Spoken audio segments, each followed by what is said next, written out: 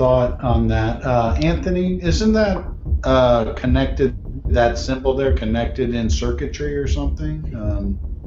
The zigzagging, is that like ohms or resistance or something in circuit boards or something? It just jumped out at me. I'm not really sure. I've seen it somewhere. Yeah, I'm not sure which schematic that refers to, but it sure makes sense to me from an electric universe model standpoint that they would be trying to reconnect all of the planets, because in the golden age, when we had the alignment of Saturn, Venus, and Mars to Earth in close proximity in a direct line, there was that plasma electric connection. They don't have the ability technologically or spiritually to realign the planets. And I've consulted with a couple of people this week on this theory, but what I'm going to put forth here is they don't have the ability to realign the planets back into that configuration that you were showing, Chris. However, they do have the technology to recreate the electrical pathways, thus recreating that symbol that you just showed as a schematic. So that's our premise that we've been working off of, looking at series, the points on series, the Dawn mission and all those things. They're getting their alignments down and measuring them and things like that. That's correct, and that's where the adiabatic quantum computer comes into play, to predicting that alignment in terms of time and geometry, and also being able to establish and maintain the portals. And if you want to go back to that schematic, to that graphic again of the lightning pathway, Chris, yeah. What essentially, you know what the planets are in the numbers. That's numerically arranged there, but you know which planets are which according to those numbers.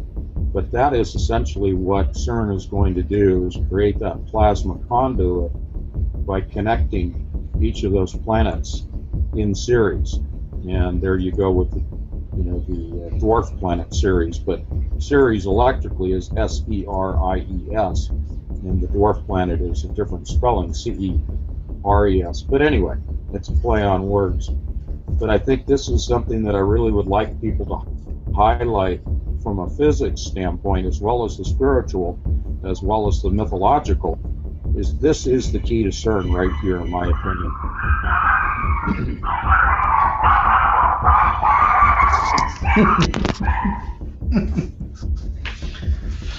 That's the dog star. That's the dog star. That's the dog star. Sirius just came in. That was a planned event, folks. Thank you for that. But I think that if people will keep this image in their mind as they're trying to put together all the pieces of the physics and the mythological and the spiritual, this is really revealing the hidden agenda at CERN right here. Chris, you've nailed it again. Yeah, it's amazing. This really is the picture of what we're kind of trying to describe with the physics of CERN and the objective. And the 369 aspect that Chris has been focusing on, or that's the key, as Tesla or somebody said, I believe. Was that Tesla? Yep. The 369 there? If you understand the relationships and significance of 369, then you hold the key to the universe. And the accurate model of the universe is the electric model, not the gravitational. And what we know in school from physics and basic science is based on or upon the gravitational model. That's the false model that's been put forth. The real model is all about electricity. And there it is right there.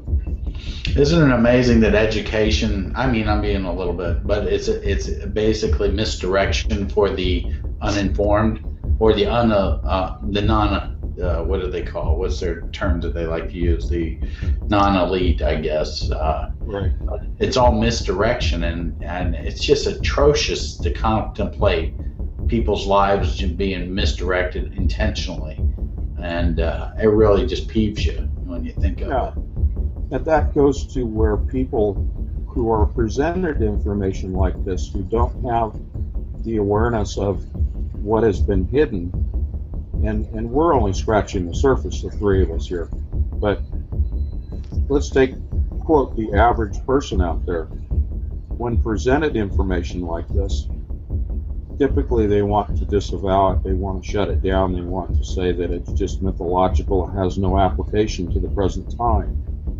And there is the proof that the deception through the education system has been successful through multiple generations. And that's why we have such a tough time struggling with the average person on the street to, quote, awaken them, is because they want to go back to their norm. They want to stay in their paradigm because that's comfortable, that's familiar, and that's safe.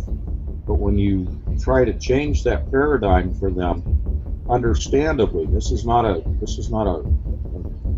piece of judgment or proclamation of judgment against anyone. It's simply a rational observation of how people do not want to move out of their comfort zone and look at a different paradigm because it rattles their cage. They become fearful first, and then they reject it. And if they do not intellectually have an open mind, they shut it down and they go back into their box. And that's what the powers that be want. Right. They want a two-class system, the system of the illuminated with this knowledge who are intellectually aware, and a larger subclass of serf slaves who do not know what is really going on in the world, what the reality is. And our mission is to scratch the surface and reveal what the reality is. Yeah, from the psychological background that I have, when I just look at this and I think of it, and I look at it as most people have a lack of critical thinking skills. They do not have, they're in a passive mindset.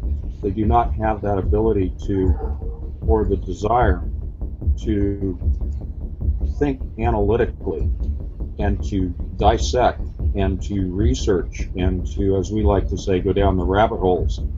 Most people will stop at the door. They won't unlock it and go in.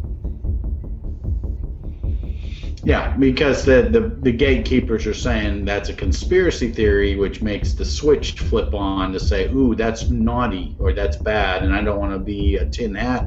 You get this construct, a tin hat wearing crazy person, when they say conspiracy theory. It's an image that's been built and inserted in people's minds. So it says, don't question. Don't question, or you're wearing a tin hat. Go along with Bill O'Reilly and every stupid thing he says, you know. So that's now in your world of psychology, and we'll let Chris get back in here real quick. But in your world of psychology and your counseling that you do, you've heard the word or the phrase trigger words. Mm-hmm. And when you place the words conspiracy theorist, that label on someone, that's a trigger for the person who then says, oh, okay, I know everything about that person that you just labeled a conspiracy theorist. I know what they think, I know what they believe. They're complete idiots. They're kooks. They're wackos. Right. And that's an example of how people are triggered by words to then shut down. Right. These are what I call constructs. It's a Stop right there. Do you remember the image that I showed you of the cross section of the main beam pipe? Yeah. Is that where you're going? No. No, we did show that on our show before, though. That picture that you sent. It's inside of it's the main Hadron collider, right? Is that what you said? These are the two beam lines. Those are the two beam lines. That's exactly the beam lines and the magnets surrounding them and the magnetic force fields, the lines of magnetic force around those. Absolutely, totally exact. Yeah, this is focus on these eyes, and here's the bullseye. You know why people say bull illuminate, I guess. And that's the same toroidal field that makes up our magnetosphere, our shields around the Earth. Exactly the same. Yeah. So when Tim and I and you get all done with our Saturn. Hold on, I have to jump in. If you look at the particle accelerator at CERN, as well as all of the other round circular particle accelerators around the world. If you look at the symbol for the Advanced Light Source building at Berkeley as one example, all of the synchrotron particle accelerators look exactly like that diagram of the pyramid, which represents the interior of the pyramid, the spiral ramping, the pathways, the walkways. Those are the beam lines within the synchrotrons, which is exactly the same as the pathways inside the pyramid. I'm just curious where it is in these photos when we get these layouts. I suspect it's over closer to Atlas, because that's where the headquarters offices are located. So I think that's where their Museum of Science and Technology, the sphere, the wooden sphere, which you're speaking of in terms of its relationship to Tesla's Wycliffe Tower, the half sphere, the half dome at the top of that. So yeah, I think that's where that's located, but it's a guess at this point. Great question. I'll find out. Okay, great. Okay, you have the two pillars, but you also have the fact that Samson separated the two pillars, and that is representing the opening of the portal, the separating of the particles that they call WIMPs, the weakly interacting massive particles, being separated, thus creating the opening for the portal. So when you look at Hercules and you look at his separating of the ocean, or separating of the mountains to create the opening into the Mediterranean, you're looking at the same thing that CERN is going to do with physics. Yeah, except I think, in my opinion, Look at this, putting on the glasses of the electric universe model. What you're seeing are plasma discharges. What you see with the two pillars, think of one being the positive charged pillar and the other one being the negative. And when you have positive and negative, you have the ability to establish a current, a connection.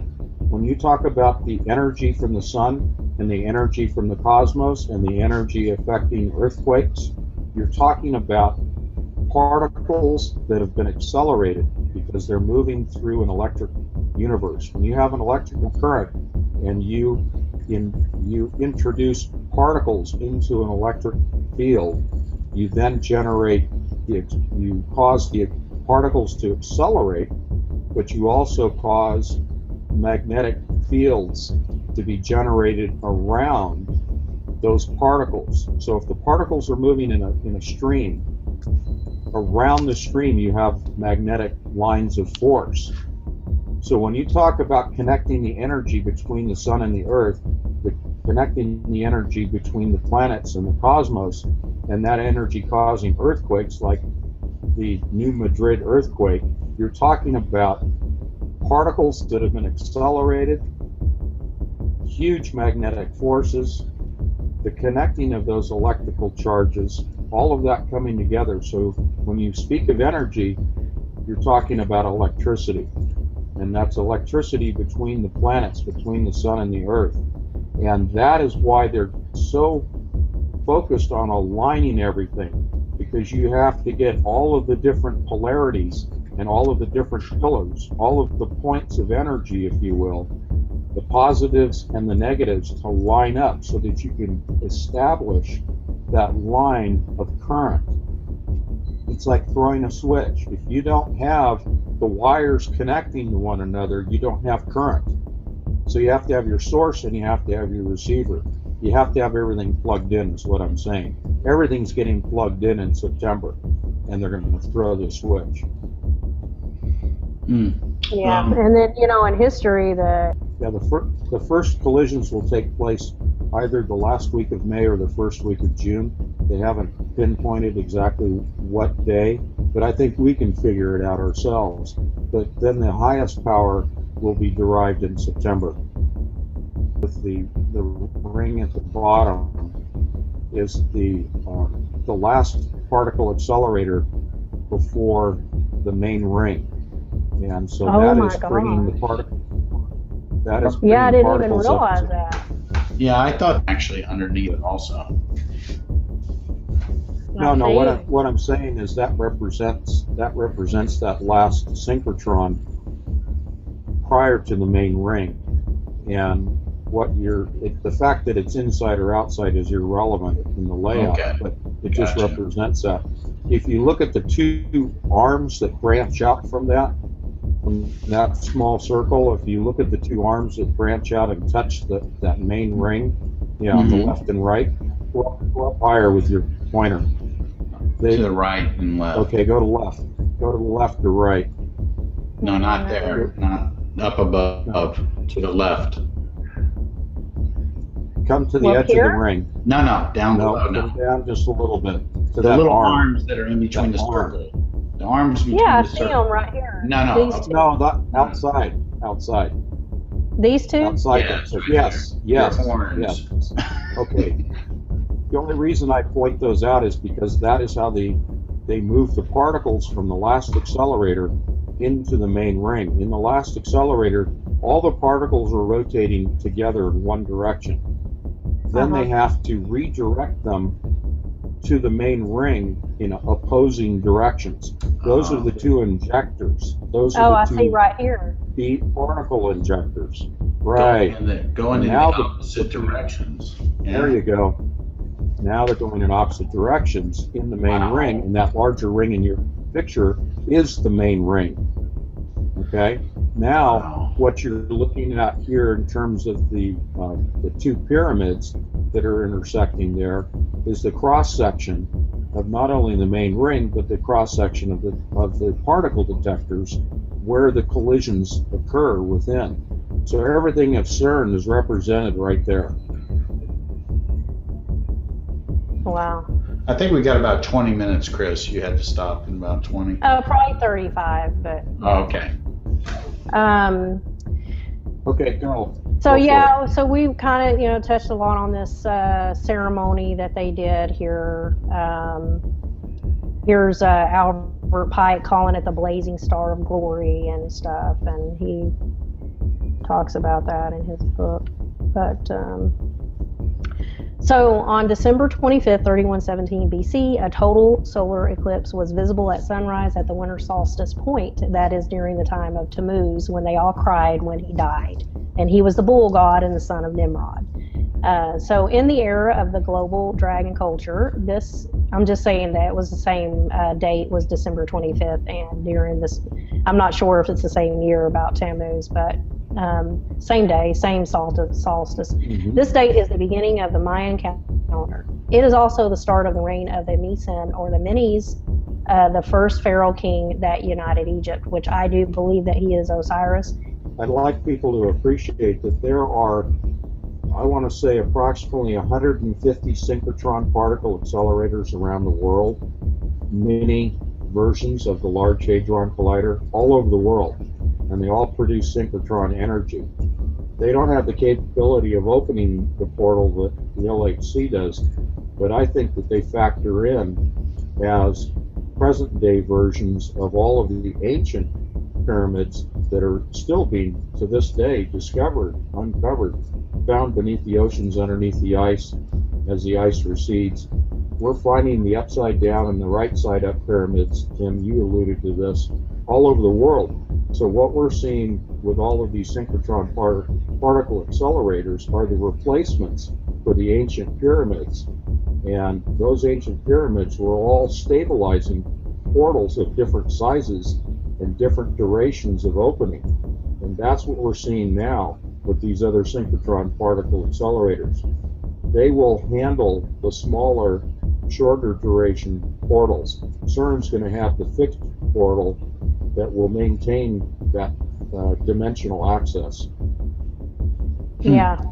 That's why they're doing it during the equinoxes, just like they did on September 11th. That's what I really want to point out to people, with that energy that they need.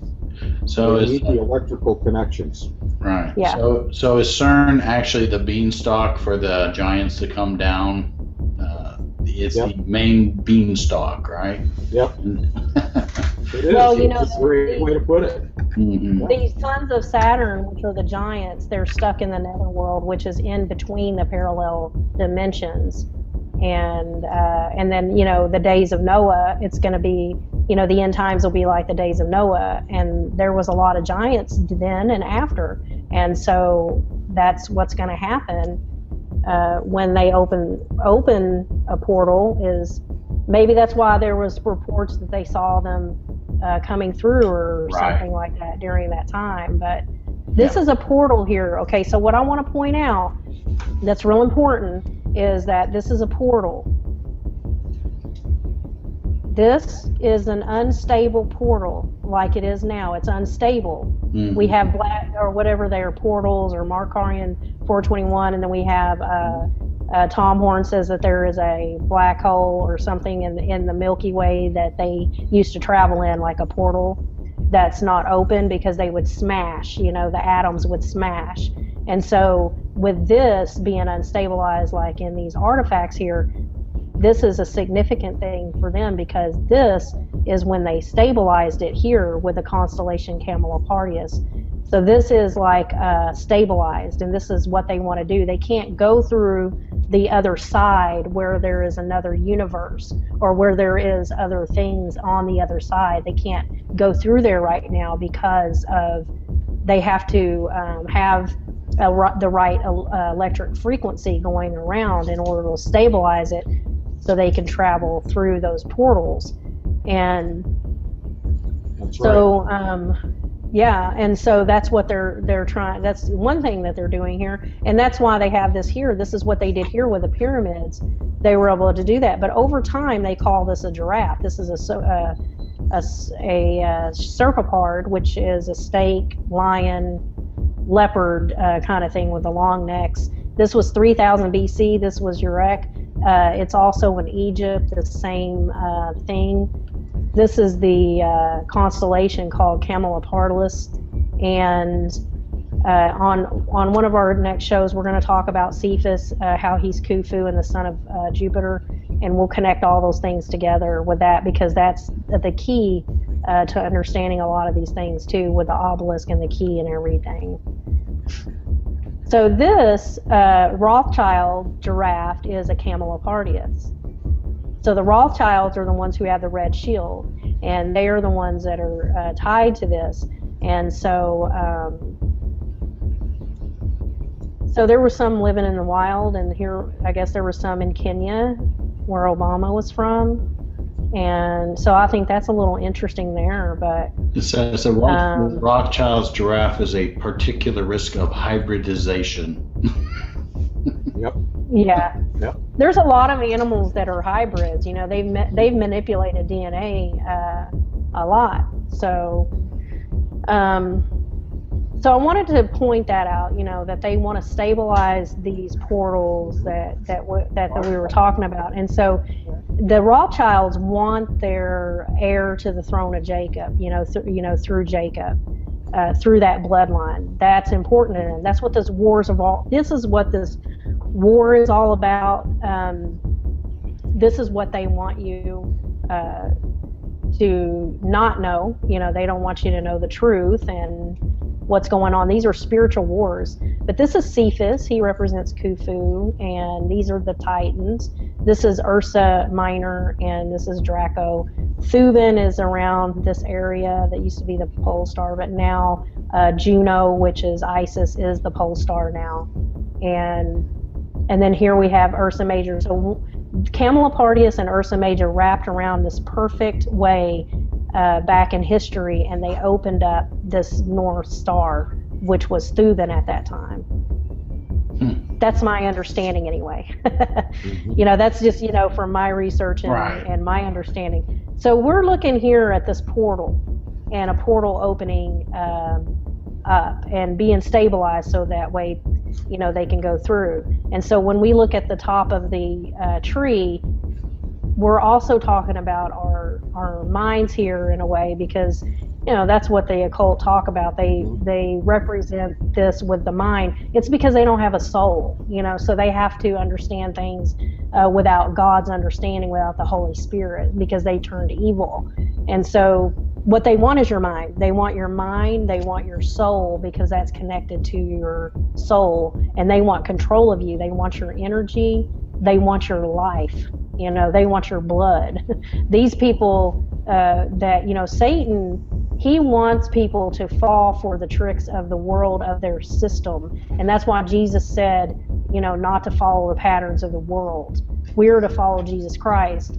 And he gives us the Holy Spirit. We don't need all of these other chakras or spirits or whatever that's going to fool us into believing we're going to Wonderland. You know, we only need Jesus Christ. That's all. That's the only one that we need, because he is the gate. This is not the gate. That's why Satan fooled everybody in the garden, because this is what he had before. He had Saturn, Venus, and Mars and Earth, and he had this control and this connection here. But Jesus came and he died on the cross and he shed his blood. He was an atonement for our sins, and he rose again, and he did this for us, and he sent his Holy Spirit and many gifts to people that belong to him. And so this is what this is all about. This is spiritual warfare. We are in these times to when all of these things are happening. And I think that even for people that have a hard time understanding these things, if they continue just to take their time at their own pace to understand some things like I did, I think that they'll eventually understand a lot of things and get them and ask God to show them things and reveal things to them. If you just look at this picture that you have highlighted, I think of the saints. When you see the saints, you see a body, and then you see the halo. And this depiction that you have here is almost of that in an abstract way, to me. It's kind of one of those things of all the chakras lined up and the halo. And what you were talking about also is a whole nother show just on energy vampirism, the matrix, and the you know, being the batteries for the spirits, the whole vampirism, soul energy, soul vampirism, psychic energy, crazy stuff. But go ahead. Yeah. Is this image what they're trying to get back to?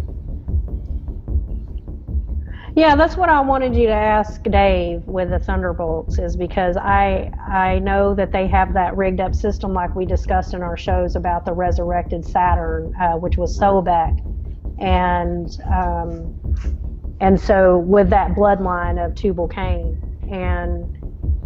And so I know that the pole star was different, and there was a different connection back then during that time, obviously, because the pole star is a way different star now. The Polaris star is not the same star that it was then. It's a different star. And so I'm thinking that there was a different type of connection during that time. See, of course, you know, there was. It just makes me think of yoga, that everybody's getting conditioned to do yoga and get their inner interstellar system aligned with this extrastellar system, that they're trying to align humans with this, what they call a consciousness and all that, collective consciousness, the hive mind.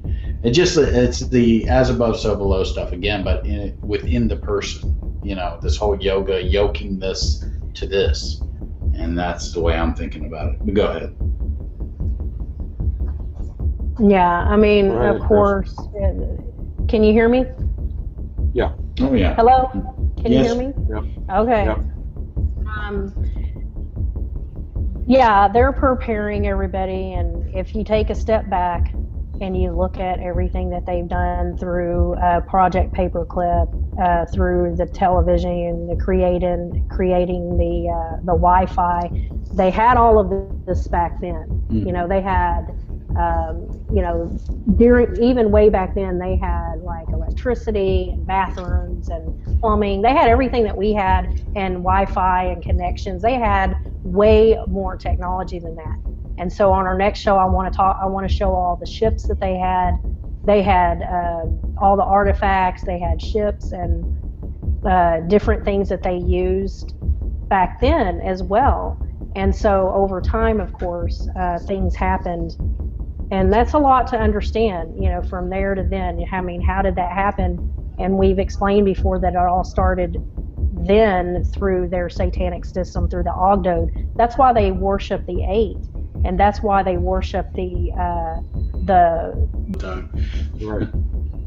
Right. I'd like to just say that I would like people to take this very seriously, in the sense that it's easy to set this aside as mythological, as ancient times, ancient studies, as our buddies in Scotland like to say, the woo-woo. Mm-hmm. And yet, this is not us just making things up. This is not fairy tale stuff. We're not just pulling this out of our heads, out of the ether, as perhaps Mr. Tesla would say. This is real information that we're presenting here. This is factual. This is based on real study from real sources, and we are being led to connect the dots. It doesn't mean that we're anything special apart from anyone else. It just means that this is what we're called to do, and this is what our focus is. And so when I say that this is serious, I mean we're quickly putting all the pieces together to achieve the clarity regarding September. And, you know, again, it's one of those trigger words. People hear someone talk about a date or a time frame, and immediately they want to label you as a nutcase. How do you know? How can you set dates? How can you see the future? Nobody can do that. Well, we're not trying to be prophets, and we're not trying to set hard and fast dates. But I think that you would have to agree that there's an awful lot that is, as I like to call, the confluence of timelines and subjects and history and physics all coming together towards September. And I'll stop there. I would love to know, just from what we unraveled here, the 369 aspect of what we're dealing with this year, what 6 actually represents for June, what the 3 represented and what the 9 represents, since they seem to be following that pattern. If we're to look at the heavens for us in June, you'll see what the 6 represents in terms of planetary alignments. And when we talk about planetary alignments, we're talking about the electrical alignments between the planets. And then September that's an easy one. That's the 9. But I think if you look a little deeper, Chris, in the constellations in terms of not just the equinoxes, but the alignments with Polaris in June, I think you will find the reason that they have chosen June for their first restart of collisions with CERN. Okay. And that amount of energy, there's got to be an earthquake that day, in my opinion. You know? I agree with you. From a physics standpoint, I agree with you with the electric universe model. Yeah, things are lining up so that there's plenty of energy in September to have that happen. Yeah. And then we had the Bible talks about wormwood, which is an angel, that's going to come down and plunge into the earth, and so that's going to happen at some point. I don't know when. I mean, nobody really knows things that people need to understand. Yeah, again, borrowing from Tim's background in counseling, it's better to have the information so that you're psychologically prepared to handle a crisis. It's much like in my previous life as a paramedic. If I didn't have the training and the ability to handle a crisis situation, I would be useless on the scene of an emergency. So if you are looking at perhaps a major earthquake coming in September, having this foreknowledge is going to give you that ability to handle that. I'm not talking about prepping with supplies and that type of thing. I'm talking about psychological prepping so that you can handle whatever does happen to manifest in September. And that's a spiritual prepping and psychological prepping is much more important than physical prepping. I mean, that you got common sense. Thank you. I was thinking of our friend Arthur C. Clarke, who has since passed on, and his warnings about Europa, not to land on Europa. I think that was the moon, wasn't it? Yeah. Sure. Well, I got interested in this about 15 years ago, I think, is when I really, started to focus upon what was going on at CERN and with the LHC. And then, of course, as background, most everyone, I would imagine, has already heard of the Higgs boson, the God particle, as the media labeled it, not science. But in a nutshell, there's something of a smokescreen going on when people are hearing or talking about the Higgs boson. really what I cut to the chase in is moving on to strangelets, and those are a subset of bosons. It is a quark. It is a combination of quarks and gluon particles that are essentially smaller than the Higgs boson itself. And I always try to preface things by just cutting to the chase, and then we can go and fill in the background. But that's really, in terms of particle science, that's what they're focused on, are strangelets and the production of them. And we'll get into why and what their purpose is. But of course, the big attention that is drawn by media and by people in general is the discussion of opening of a portal. And that sounds very science fiction, very, I don't know, I'm a make-believe, if you will.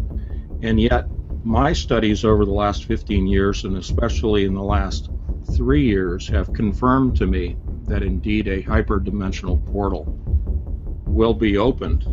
And then the question was, is that Earth-based? Is it a Terra-based? Or are we reaching out into outer space? And that's where I'd like you guys to fill in regarding Saturn and the hexagonal portal at the North Pole. I think we're both up to speed, all three of us on this, I should say.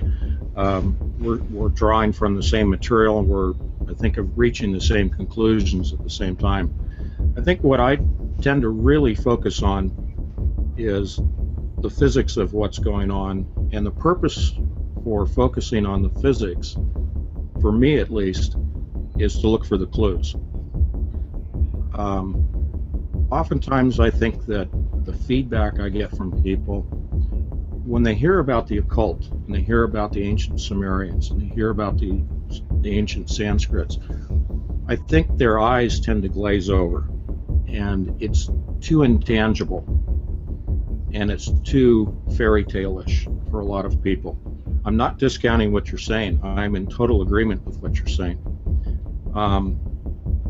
I try to put the science to what's going on so that it becomes a tangible, something that people can say, okay, this is real. This is really what the physicists are doing. Whoever it happens to be that's speaking about that, if it's me or other people, then they can say, okay, what this guy is saying or what this lady is saying is real and tangible. I can buy into this. And that will hopefully prompt people to do some more investigation and study on their own. And that's really what I'm doing, is putting those pieces out there and saying, look at this deeper on your own. Use your own discernment, use your own intellect and curiosity, and go after it. I'm not here to spoon feed science to people because I'm not a physicist. But what I do have the ability to do, I think, is to make things intuitively understandable for the layperson. I'm a mediator. I'm between the physicist on one extreme and the layperson on the other extreme, and bringing the two together and saying, examine the science. I've distilled it down into something that's a little more understandable, again, intuitively understandable. Now go research it on your own. Yeah. Go ahead and fill me in on that, because I've looked at most of the colliders that exist in the world. I have heard of the LEAF, but not in terms of the DNA project. My focus was with the Genome Lab in Walnut Creek, California, right adjacent to University of California at Berkeley with their synchrotron collider, and also that is adjacent to Lawrence Livermore National Laboratory. That genome project there is what led me to my studies of the third strand of DNA. But please fill me in on the ALEEF. I'd like to hear, where are they using a particle collider to examine the proteins of DNA? Alrighty, great. There he is. Oh, I'm so glad you're back, Anthony. Yeah, you asked me about the third strand. Right. Yeah, third strand, what it means to people right now today in their daily life is the mark of the beast. it's my conclusion that whether you're accepting a vaccine, demanding a vaccine, put in a FEMA camp and injected, however it ends up being introduced, or whether it's a vaccine or another form of transmission, there are many theories out there in terms of aerosolized spraying of the atmosphere, so-called chemtrails. Did I just lose you again? No, I'm here. And Chris, you're here, right? Okay, there we go. All right. To cut to the chase, because I know our time's limited, third strand is a control agent. It will modify the DNA that exists in your body once it's introduced. It serves not only as an internal modifier, but as a control mechanism. The third strand is composed of silicon, same as a computer transistor. It is coated in a nano-thin coating of gold to increase its surface area in order to impart the maximum amount of digital information onto that third strand. Pardon me. The third strand, with that digital information, then internally modifies our DNA, and it continues through the replication process. It also is controlled, pardon me, controlled by the outside influence of electromagnetic signals, be they microwave or otherwise. They can be produced and transmitted by HAARP, by satellites, by cell towers, a number of remote sources, local remote sources. The nub of the issue is to control us, to dumb us down even more than has happened already with the population, and essentially create a serf class, SERF, a serf class of people. You know the Georgia Guidestones, and that they indicate a reduction of the population to 500 million. That essentially will be the serf class, slave class for society, to do the bidding of what people want to call the elite. So that in a nutshell is why the third strand was developed. This is all information that is public. Anyone can find it. But that's the purpose of it. So I'll stop there. Okay. I have seen those at CERN. I think it is part of their ritual. There obviously is a demonic ritualistic process that is taking place that is an adjunct to the hard science. When you're looking at the fact that the monkeys are considered sacred in India, there's a reason why they're considered sacred. There's also, in terms of vibration, because of the universe, all matter vibrates, energy vibrates. You take energy down to a lower level and you have solid matter. When you speak of the language, or you speak of the symbolism, you're speaking of essentially recreating a vibration that they have found to be a key. Part of it is external to the world, to our universe, but it is also a key that affects our bodies in opening the third eye, as it is known in that culture more predominantly than ours. When we speak of symbols, whether they're broadcast in the media or they're located at CERN itself, the symbols are things that are then internalized when you read it, that you pray about in your own form, occultic form. It is also something that you verbalize and therefore create vibrations that have an effect upon the environment. I think it all ties together to the opening of the portal in terms of not only creating massive amounts of energy derived from the collision of particles, the energy itself, of course, being a vibration, but they are also using us as humans to create a vibration to enhance that collision-derived energy in the collider itself. They all work together.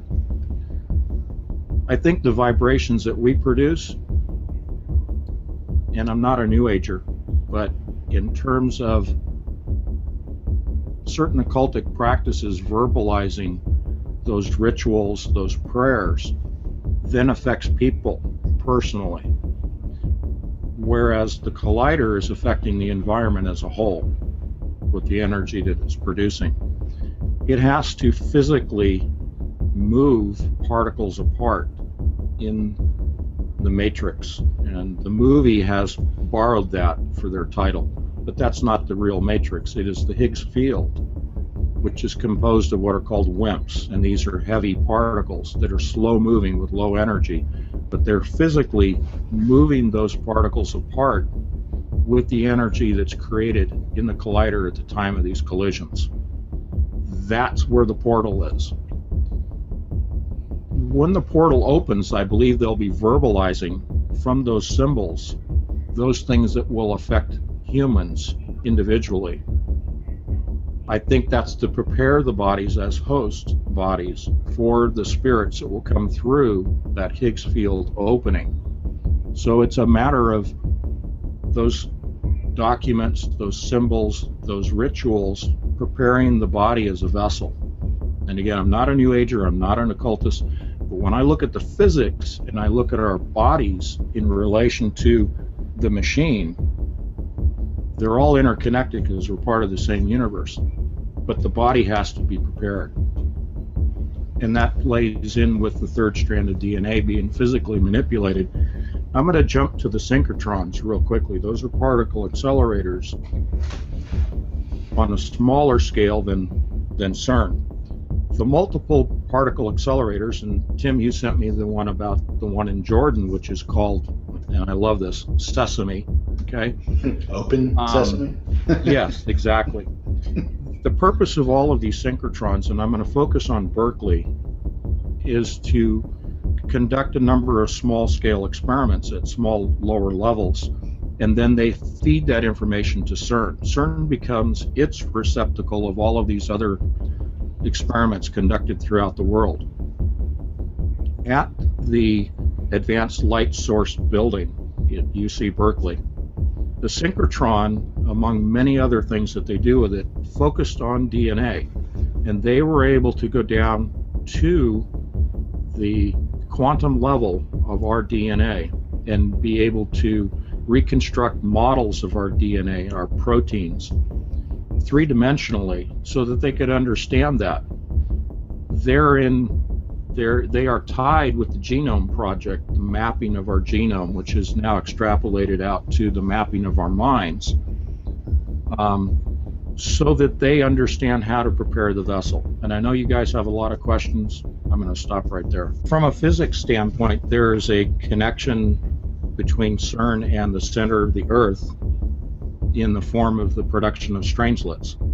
Strangelets are the heaviest known particle to science, and they have the unique capability of falling, as it's described, gravitationally attracted to the center of the Earth.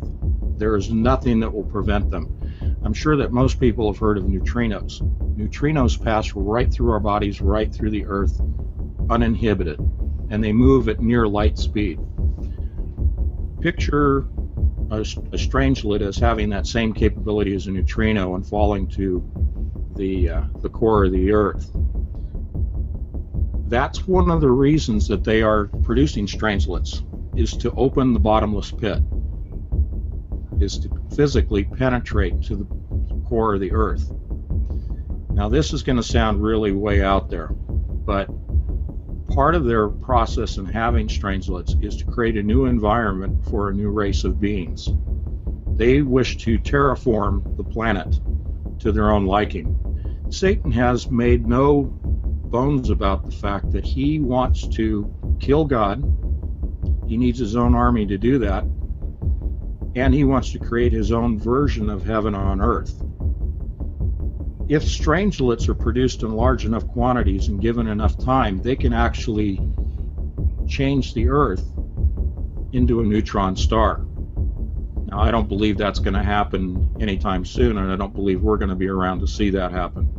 But that's part of the goal, part of the whole issue of the bottomless pit.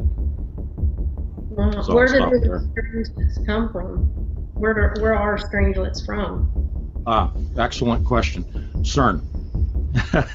And also from the Brookhaven lab in New York. Brookhaven, New York, they have what is known as the relativistic heavy ion collider. I mean, we've got all these colliders all over the world. It's just amazing.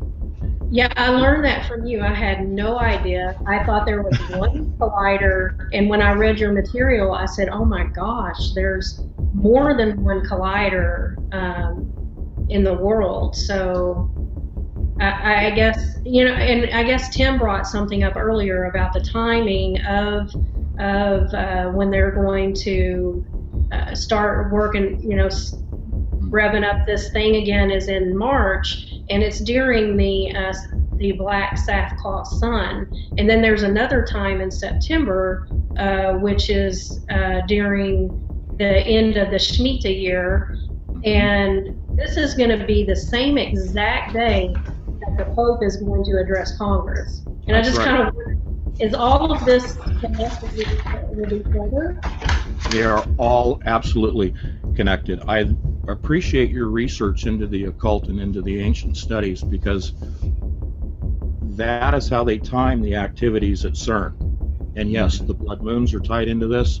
We actually have 3 significant time frames this year, and a lot of people want to know what's going on in terms of time. Is it going to happen tomorrow? Is it going to happen this year? Whatever that might be. Yes, we have March, we have May, and we have September. September 23rd, 24th is what you're referring to. Tied in with the blood moons, tied in with the, I'm just losing my train of thought here, Sukkot on the 28th. We have a Feast of Trumpets that predate that. Right, we had the September 13th is the Feast of Trumpets in 2015. Sukkot is September 28th, and that's the 4th blood moon is this 28th, I think. But right. That September, that starts the Jubilee, year of Jubilee, and it ends September. Right, that's what you're looking at. There's the year of Jubilee is proclaimed on the 23rd, and the Pope does his address on the 24th. So Right. And then we have the next blood moon on the 28th. So September is highly occult, very key to what they're doing. And let me go back to the physics for a moment. March, we have what they call the startup, but that's a misnomer. They've been building up to, and I won't go into all of that because we're limited with time. We need to do more broadcasts together. Okay. But March is when they will do the first collisions of particles. They will do another one in May at a higher level of power, and then in September, an even higher level of power. What I'm expecting to see in terms of power levels, and the power is generated when the particles collide with one another. It's not the power of the magnets generating power. A lot of people think it's the magnets. When they talked about reaching tera electron volts, that's the energy coming from the collisions. So in March, they will hit 7 TeV, tera electron volts. In May, they will reach anywhere between 10 and 13 TeV. September, they will go to their maximum possible power, which is 14 plus TeV. What this translates to in terms of discussing strangelets we were talking about before is May. There's a threshold at which strangelets are produced. That is at 10 TeV. They will hit 10 to 13 TeV in May. If they produce strangelets in large quantities, then we will have some definite earth changes taking place. The relativistic heavy ion collider, RHC at Brookhaven, produced in June of this year, in April of 2014, they produced small quantities of strangelets, which are now at the center of the Earth. In August, there was a paper published in which they openly stated that they had produced these strangelets. And yet, when you talk to people at CERN about strangelets, they will deny it, completely deny it, even though in 2010, 12, and 14, they published papers saying we have been producing in our previous experiments strangelets. So they will lie to you to your face while publishing papers saying, look at what we've accomplished. So, time frames. If they are producing strangelets in May, they certainly will produce more in September. If we're talking about the portal, when do I believe that it will open?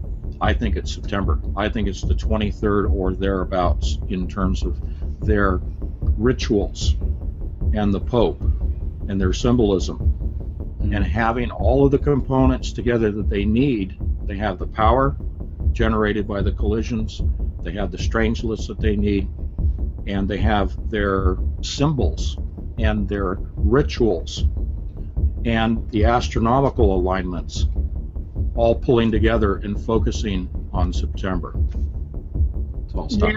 In terms of attracting celestial bodies to the planet? Yeah, like an asteroid, could that CERN be so powerful? Is it like 10,000 suns? I mean, how powerful is CERN? Is it going? Could it be that forceful? Because it's connected to the celestial realms. It's underneath the Earth, and when they set that up, is it very possible that it could attract something like that much of a force in order to hit the Earth? That's a great question, and again, intuitively, to make it tangible for the audience, CERN will produce a magnetic field when they go to maximum power in September that is 100,000 times more powerful than the magnetosphere that surrounds our planet. The magnetosphere functions as a shield, much like in Star Trek. It is shielding us from gamma rays and other energies coming from outer space, coming from the sun most directly. What a CERN is going to do and has already been doing is affecting the magnetosphere. It's like taking two magnets and bringing them close to one another. When CERN is powered up, and I can show you when we do some more interviews, some more discussions, time frames where the magnetosphere has been, I hate to use the word warped, because of Star Trek, but it's not creating a warp field. It is warping or changing the shape of those magnetic lines of force that surround the planet. They are, in essence, opening up the shields, lower the shields, to bring the shields up, Scotty, whatever you want to call it. But they are taking down our shields, which then makes us vulnerable to what is coming towards the planet already. They're not attracting celestial bodies with CERN. It doesn't have that much power. However, they do have the ability to make us penetrable, allowing the shields to be opened and allow those things to strike the Earth. This is also, when we go back to strangelets attract matter to themselves. They're not a black hole, but I call them the cousin to the black hole. They don't have the same density and gravity as black holes, but they have that ability to attract other atoms to them. If they had sufficient quantities of strangelets and sufficient time to work on the planet itself, then in that case it would attract other outside celestial bodies. But that's not going to be part of this scenario in September. It is the opening of the shields that will make us vulnerable to asteroids and meteorites, and if it's planet Wormwood or Planet X or whatever else may be coming in. And they know darn well what's coming in already. Mm-hmm. And you know that all of this is being hidden. Yes. Whether you're talking Planet X or anything else, they are tracking everything, and they're not telling us. So I'm going to stop because I'm dominating the conversation here. We're connected. We could spend hours talking about artificial intelligence and specifically the adiabatic quantum computer. Let me give you just a little snippet. First of all, the quantum computer and CERN are directly connected. The quantum computer is essential to the opening of the portal. It is essential to the data, the interpretation of the data generated by the detectors, but it is much more than that. The adiabatic quantum computer, when it runs a computation, it actually inserts into another dimension. This is their own literature, and I'm not going to mention the manufacturer's name. People can find that themselves. They reach into another dimension with a combinatorial equation, where in that other dimension, the answer is derived and then extracted back into our dimension. And they call it a black box programming or interface. Okay? A black cube is used as an interface between the two dimensions. Insert the equation and retrieve the answer to a 99.9% factor of being correct. I'm being very brief here. There's a lot I can give you. The little snippet of history. Back in 2010, this company on its public website said that by early 2015, they will have an artificially intelligent computer that will have the equivalent processing power of all of the human brains on the planet, over 7 billion people, 7 billion brains. 6 months after they put that out in public domain, it was taken down. I captured that, and that's what's led into my first book, Covert Catastrophe, and leads into this. The issue here is that at a quantum level, they've already achieved the ability to open a portal using the computer.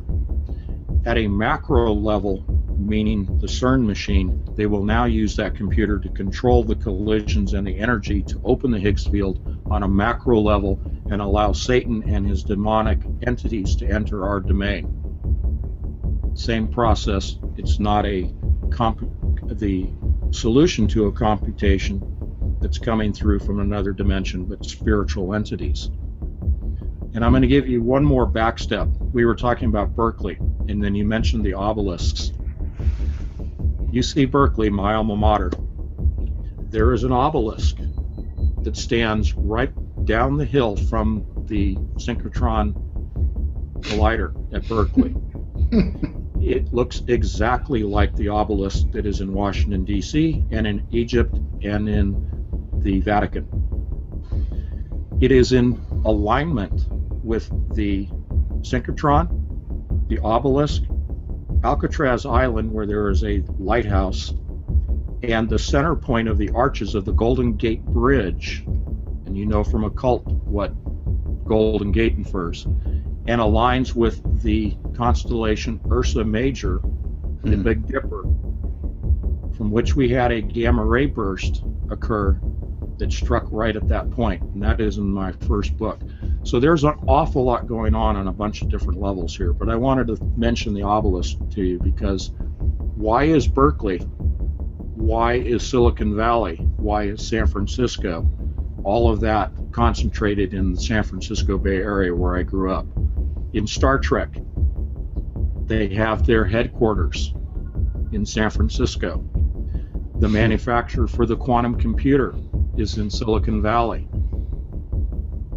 The Lawrence Livermore Laboratory. There is so much going on in the Bay Area that is just amazing from an occult standpoint. And I'll just back off from there for a moment. I have right now at anthonypatch.com. That's Anthony and then patch.com. 2048 Diamonds in the Rough, and also the first part, and it's only in a draft form because of the need to get this out quickly. Part 1 of 3 parts of the companion book that explains the hard science to 2048 Diamonds in the Rough. The first book is undergoing some updates because I need to re-release that as a proper prequel, and I will have that on the website in about 2 weeks' time. Yeah, I would echo what you're saying because I've been a Christian believer since age 16. I'm 61 now, but I echo what you're saying in terms of being hit hard. And about 5 years ago, that burning impetus to start studying, and then a little over almost 3 years ago now, I've never written books before, but it was clearly evident to me that he wanted me to sit down and start writing. And he put a burning desire in there coupled with an enjoyment. I love creating the characters. The characters take on their own storyline. We can talk about that at another time. But it is clear that the Lord is calling us to be spokespersons to get this information out, not to scare people.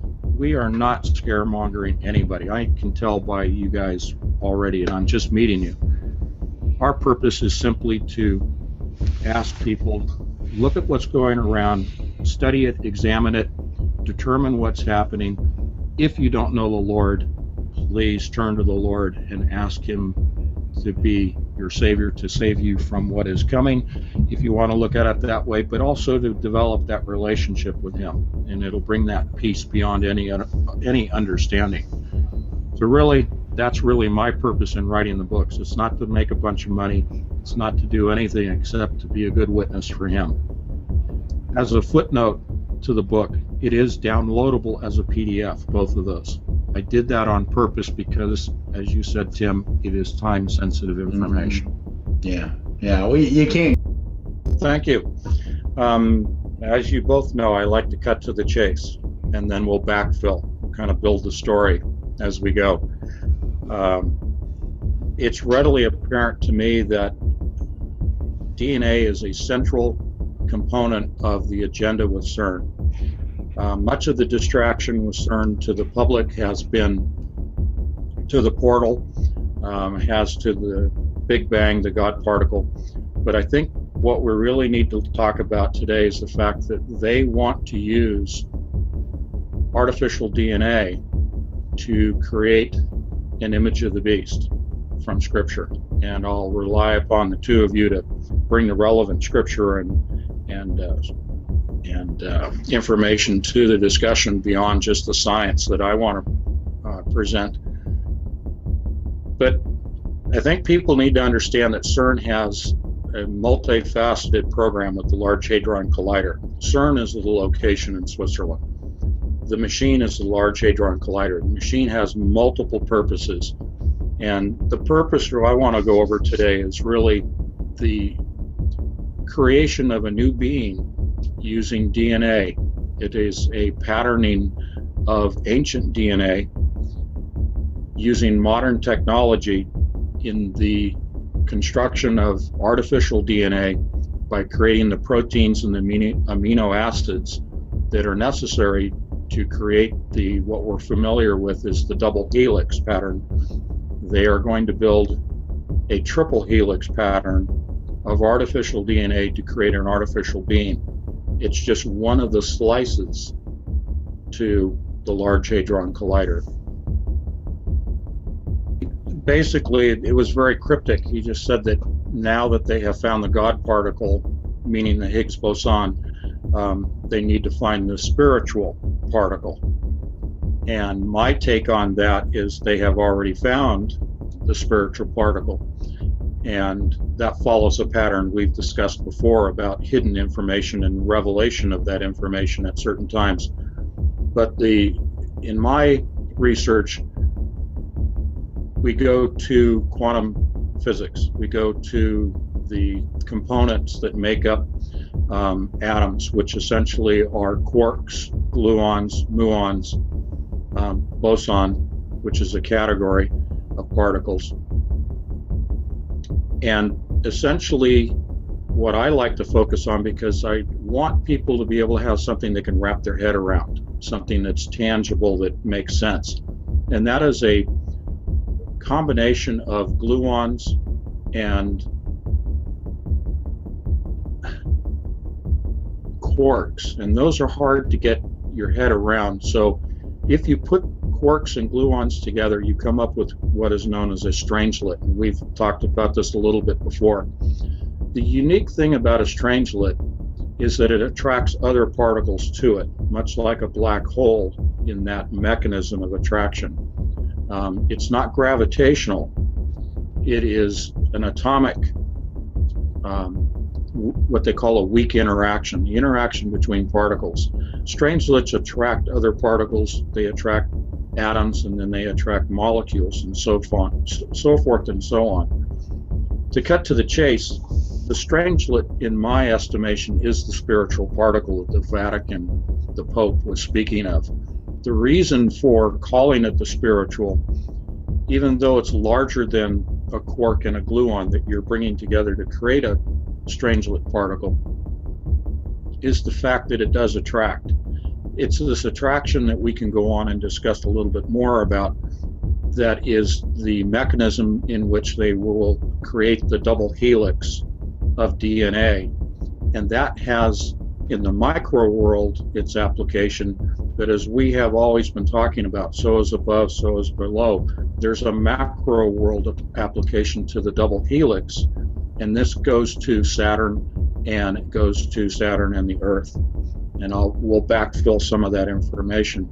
I just don't want to overload people. But spirit particle, strangelet, attraction, building, DNA, the new beast, be it Horus,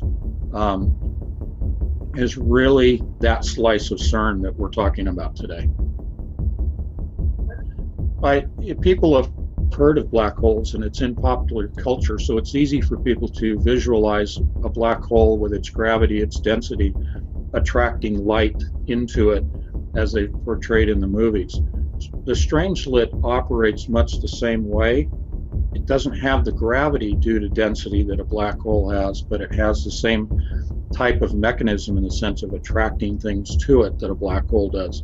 Strangelets do not create black holes. Many years going back 4, 5, 6 years, people were all up in arms about the Hadron Collider creating black holes, and it was going to be the end of humanity.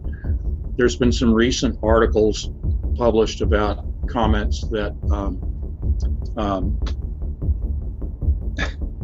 what's his name? I'm sorry, I'm thinking of the physicist, Stephen Hawking, talking about if they turn CERN on again this year, that it's going to potentially destroy the universe. He's being taken out of context. I want to sort of defend his comment a little bit.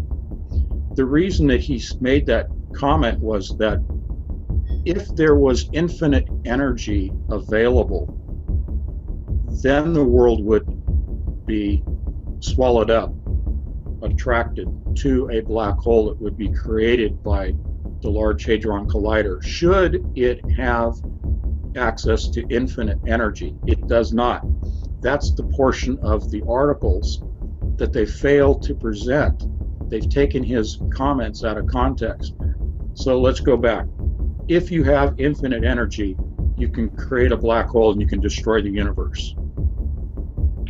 There is no infinite energy that is being accessed.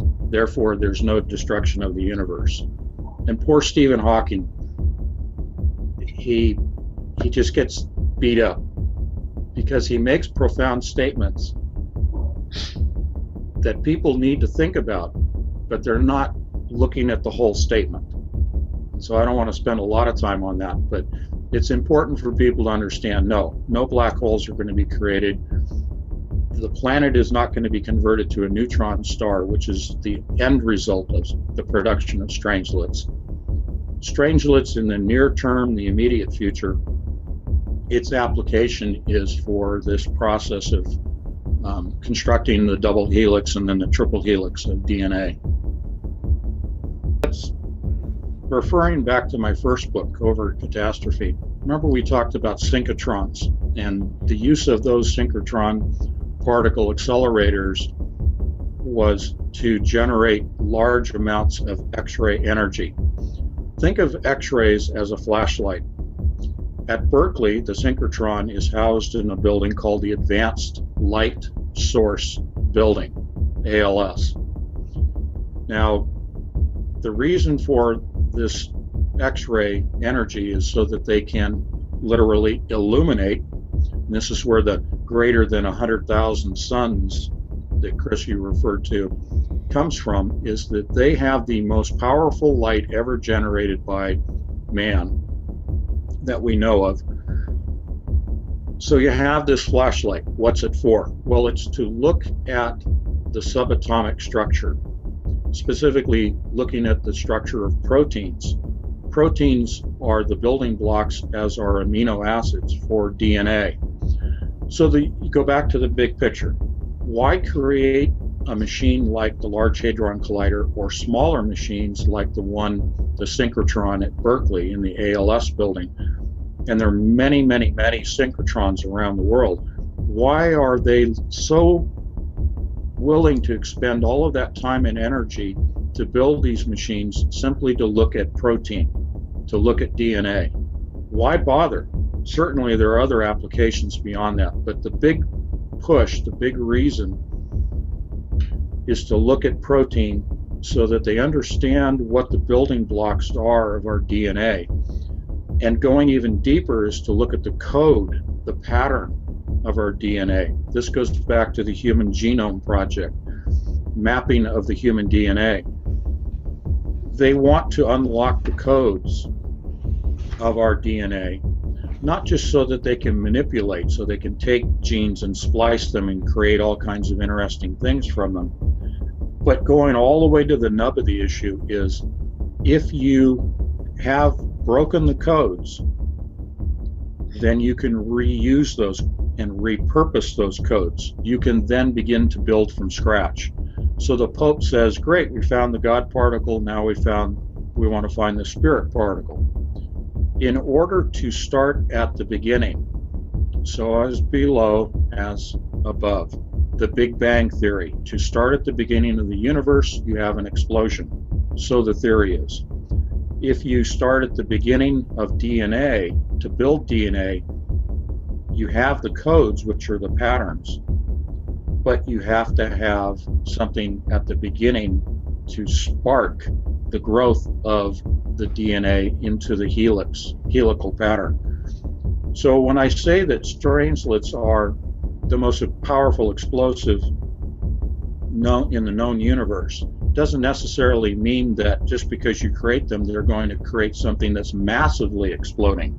You have to go to the quantum level and say, here is energy that is expanding rapidly in the form of an explosion at the quantum level. It's a very, very minute amount of energy when you're talking about a very small amount of strangelets. Let's just say it's a couple of pieces of strangelet material at the quantum level that provide the spark to life. And I'll stop there. You call what we're entering into? We're going into the building phase. We can set aside the portal discussion. That's a whole nother part of it that we've covered before. But in terms of creating the image of the beast spoken of in scripture, that's where we're at. We're at the starting point where they're going to turn the key this year. They're going to generate the strangelets that they need in sufficient quantities to create this process of building the DNA. Certainly, the bigger struggle for me is to condense it all down. There's so much information that I can cover, but briefly, what you're looking at here is let me take it to the macro world to kind of reinforce what I'm saying is happening at the micro world. There's a pattern of expansion that occurs throughout the universe, and the expansion actually takes on the shape of a helix, a double helix, if you will, or a helical pattern. The particles that we see expanding in the universe from the time of the Big Bang are expanded out to a point where we can't really put our finger on or measure the actual shape of the universe. But its expansion takes on the shape of a helix, just like our DNA. And it appears to me that the ancients knew this. And so they want to create their version of a new universe, of a new heaven on earth, and populate it with new beings of their own design. So they are doing nothing more than just replicating the pattern that exists in the universe down at the small level, the smaller level here on the planet. That's kind of a quick summary. Okay. Jump back to the hologram, because I didn't really finish your question there, Tim. Okay. The holograms, most people will have experienced them as projections of light onto buildings or screens or out into the center of a room or on a stage. The hologram that I'm speaking of and that I wrote about in my book are solid. These are three-dimensional.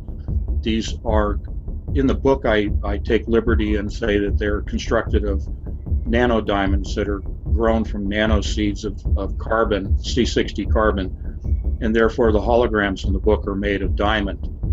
Part of that is because diamonds in the real world can take on digital information using lasers. You can take a laser that is pulsed with digital information that is then directed at a crystal of diamond, and that digital information will be embedded or imparted into the diamond crystal, and that data will remain stable for the life of the diamond. So essentially that data becomes immortal.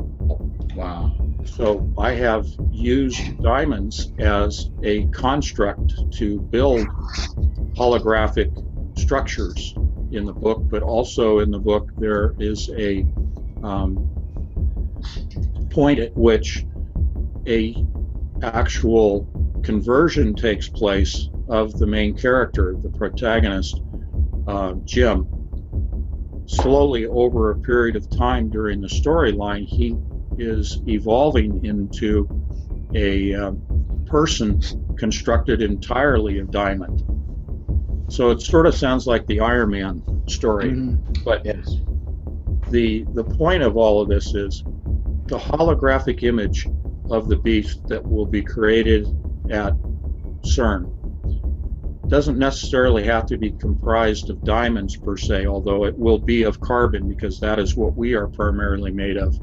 C60 carbon in the form of fullerenes or buckyballs will be used in constructing the false DNA. You will, in the end of what I'm bringing to you here, is you have a solid person that is a holographic person, not because there's a light of laser being projected to create this image, but this is so that it's something that people can understand, again, wrap their heads around. When I call it holographic, I'm calling it holographic for the purpose that it is an artificial representation of a person created by using a laser to initially create the DNA, and then the DNA takes over and begins to grow into this solid person. But it doesn't require a laser or a computer to continue generating this image of the beast. It'll be a self-sustaining standalone. Go ahead. Do you think the term that we often hear used when we're talking about Nimrod became the Geborim? He became. He was human, but he became. Is this you're kind of talking similar here? Exactly. That's exactly what I'm talking about. Wow, that's just fascinating. It's relevant. The public, I love how the Illuminati, whoever you want to talk about, operate. It's so humorous. They will put out a message for public consumption, and that message with the Shroud of Turin was, this was the image of Christ. This is the picture of Christ. This is what he looked like. That's the cover story. You go beneath that, lift the shroud, if you will, and look beneath it. It's the DNA that they were focusing on. They wanted to extract DNA, patterns of DNA from the fabric, because they felt that that was, again, part of this process of being able to incarnate the image of the beast. Do you think this part of sort of reinforcing?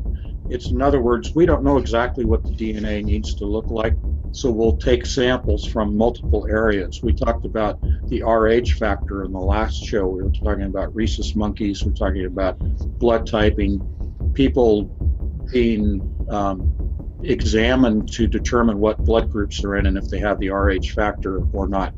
But this is where I toss it to Chris, because they were going to Iraq, Iran, Syria, Egypt, and collecting artifacts, collecting DNA. And I would like Chris to pick up from that. But, you know, we're talking about, in the popular culture, Tim, movies like, you know, the Ark of the Covenant, you know, Indiana Jones and all that stuff, and the Nazis running around looking for artifacts. It's a gathering like the Shroud of Turin, gathering from all around the world to come up with a composite picture of what this new DNA, the coding of that DNA needs to look like, while they're looking at it at the quantum level using the synchrotron machines and X-rays. But the interesting thing that I think Chris can bring into it is the gathering of DNA from multiple sources in ancient areas. It's a stepping stone. Again, it's an intermediary. It's just to see if they can do it, basically, is what I'm saying here. The end goal here is to have the machine merged with the mind. It won't necessarily be a head placed onto another human body. It's much simpler to simply place a human head with its brainstem intact onto a machine. And these images that, Chris, you're putting up are, in my estimation, are just depicting exactly that process. That it's easier to take a head and put it onto a mechanical body.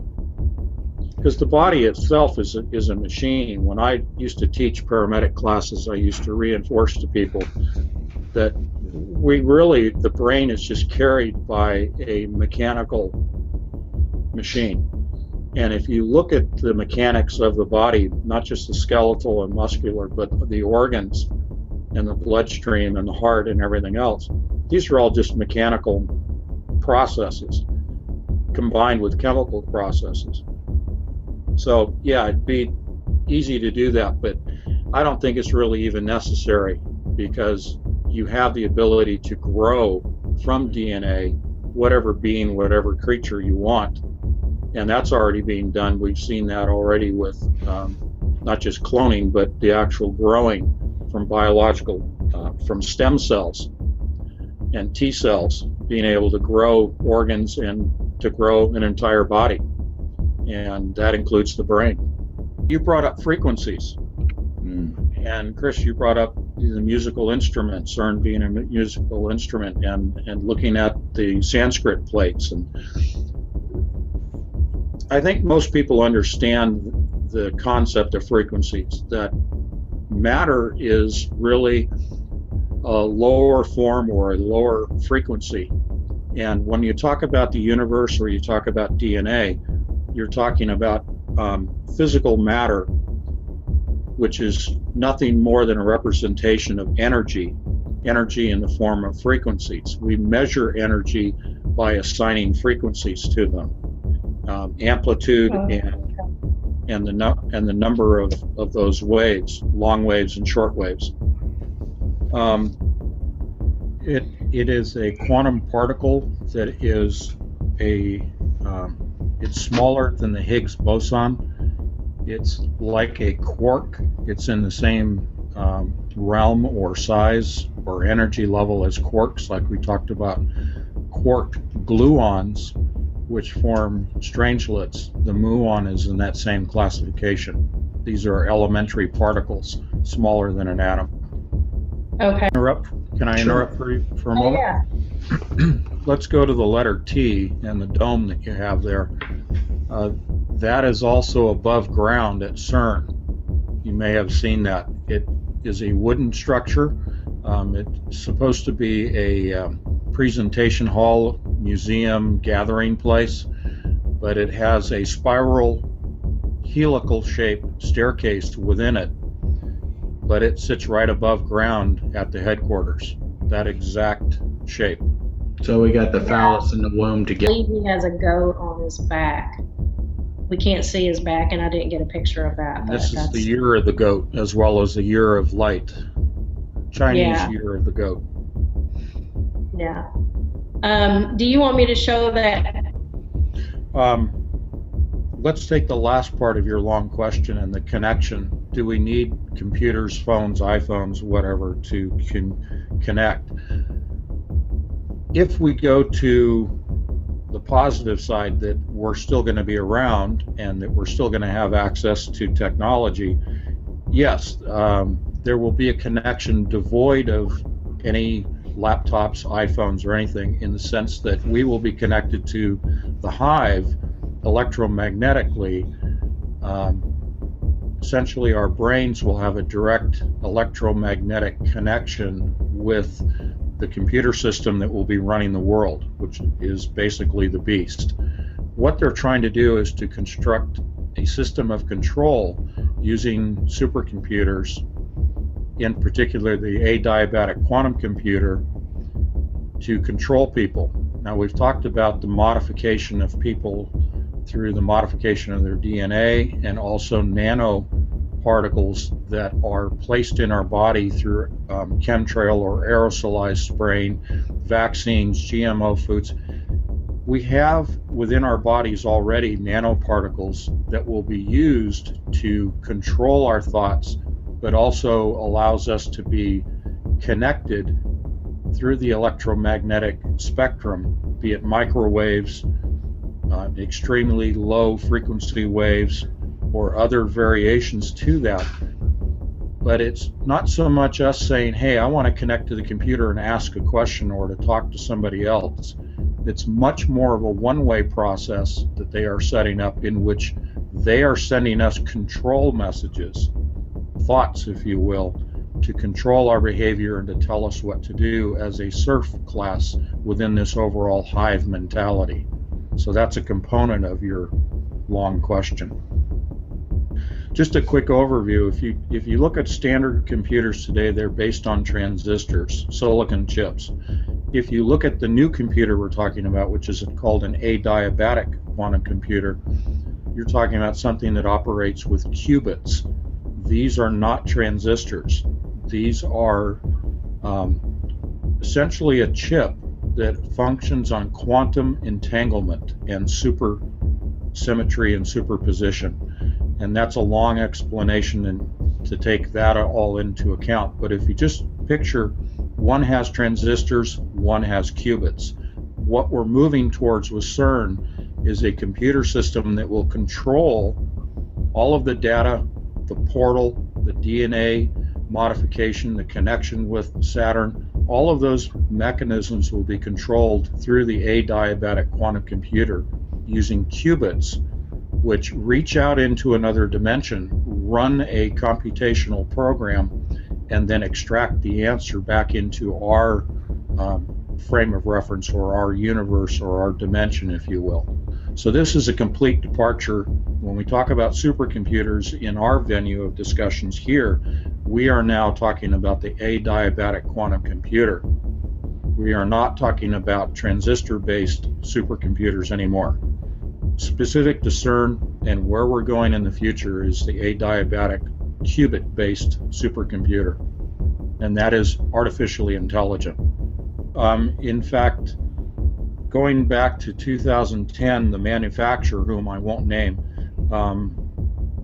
publicly stated on their website, posted on their website, that by early 2015 they will achieve artificial intelligence.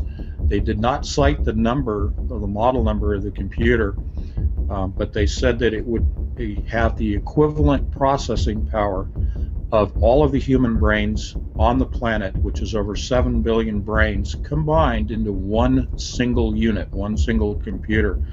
I did the math on it and extrapolated out from their models in 2010 out to early 2015 and came up with the number 2048, which is based on Shor's algorithm, which goes into cryptology, which was the primary reason early on for developing the adiabatic quantum computer, was to develop a new form of coding, secret coding, cryptology based on Shor's algorithm, which for the first time was cracked by this computer. No other transistor-based computer was capable of cracking Shor's algorithm. They created an entirely new system of coding, secret coding, if you will, for communication purposes. And this goes into the new Internet 2, ESNet 5, what's coming up. But the 2048 model they announced, I sent it to you, I think about 4 weeks ago, and I was laughing at the time because they came out with it. They said, this is our new 2048. It cost $10 million. They didn't cite who the customer was. We can all imagine who the customer was, but in essence, it was CERN that purchased the computer. This announcement of the Model 2048, however, did not include the statement of artificial intelligence. That was removed back in mid-2010 after it was on their website for 6 months. They pulled the artificial intelligence announcement from that and has not come back. But it is artificially intelligent, Shiva and all of that. They failed to go to the part B of the explanation, which is the creating of a new world, a new universe. You have to destroy to create new. This is the whole New Age agenda. This is the Luciferian construct and deception. And he wants to destroy what God created. We can talk about the DNA. We can talk about the physics of the planet, the physics of the universe. He wants to take it all and start over. The program that I participated in last night, that I mentioned before we came on the air, new piece of information regarding the glass plates that was shared with me by the host. Apparently they are taking those sheets, those animal skins, the parchments, with the Sanskrit, the Chinese, the Hebrew, the ancient languages that are at CERN. They're not just stable displays. Certainly they are part of rituals, performing rituals. But what he shared with me is they are actually taking those parchments, those letters, and placing them, as he described it, at the point of collision, when the particles come together and the energy is generated. They are placing those so that they are illuminated by the energy, the particles and the energy coming from the collisions. So picture this, they're holding up a sheet with ancient writing on it that is now being bombarded by the energies generated by the collisions within the Large Hadron Collider.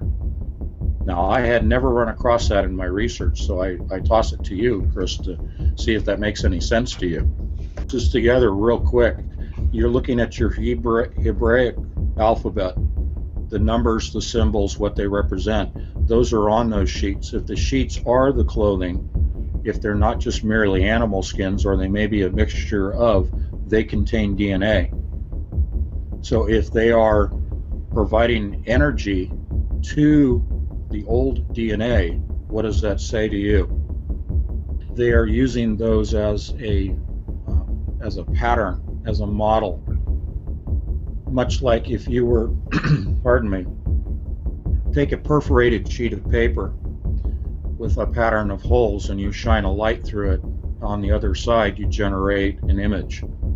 That's a simplistic way of talking about lasers and holograms, using mirrors and a ruby, a gemstone, even a diamond for diffraction.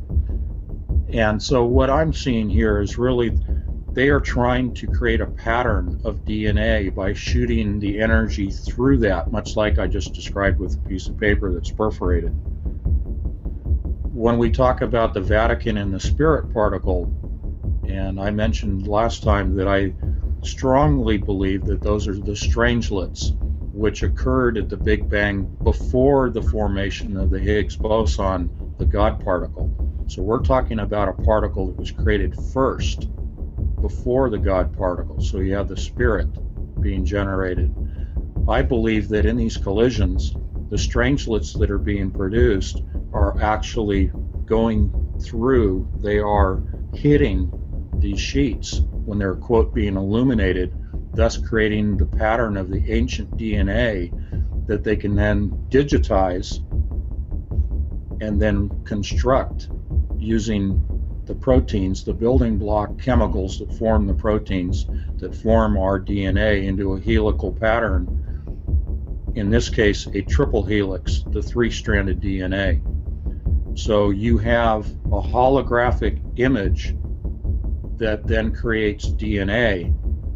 The DNA then replicates into the image of a beast, a freestanding person or creature that no longer is dependent upon the use of a laser to project the image.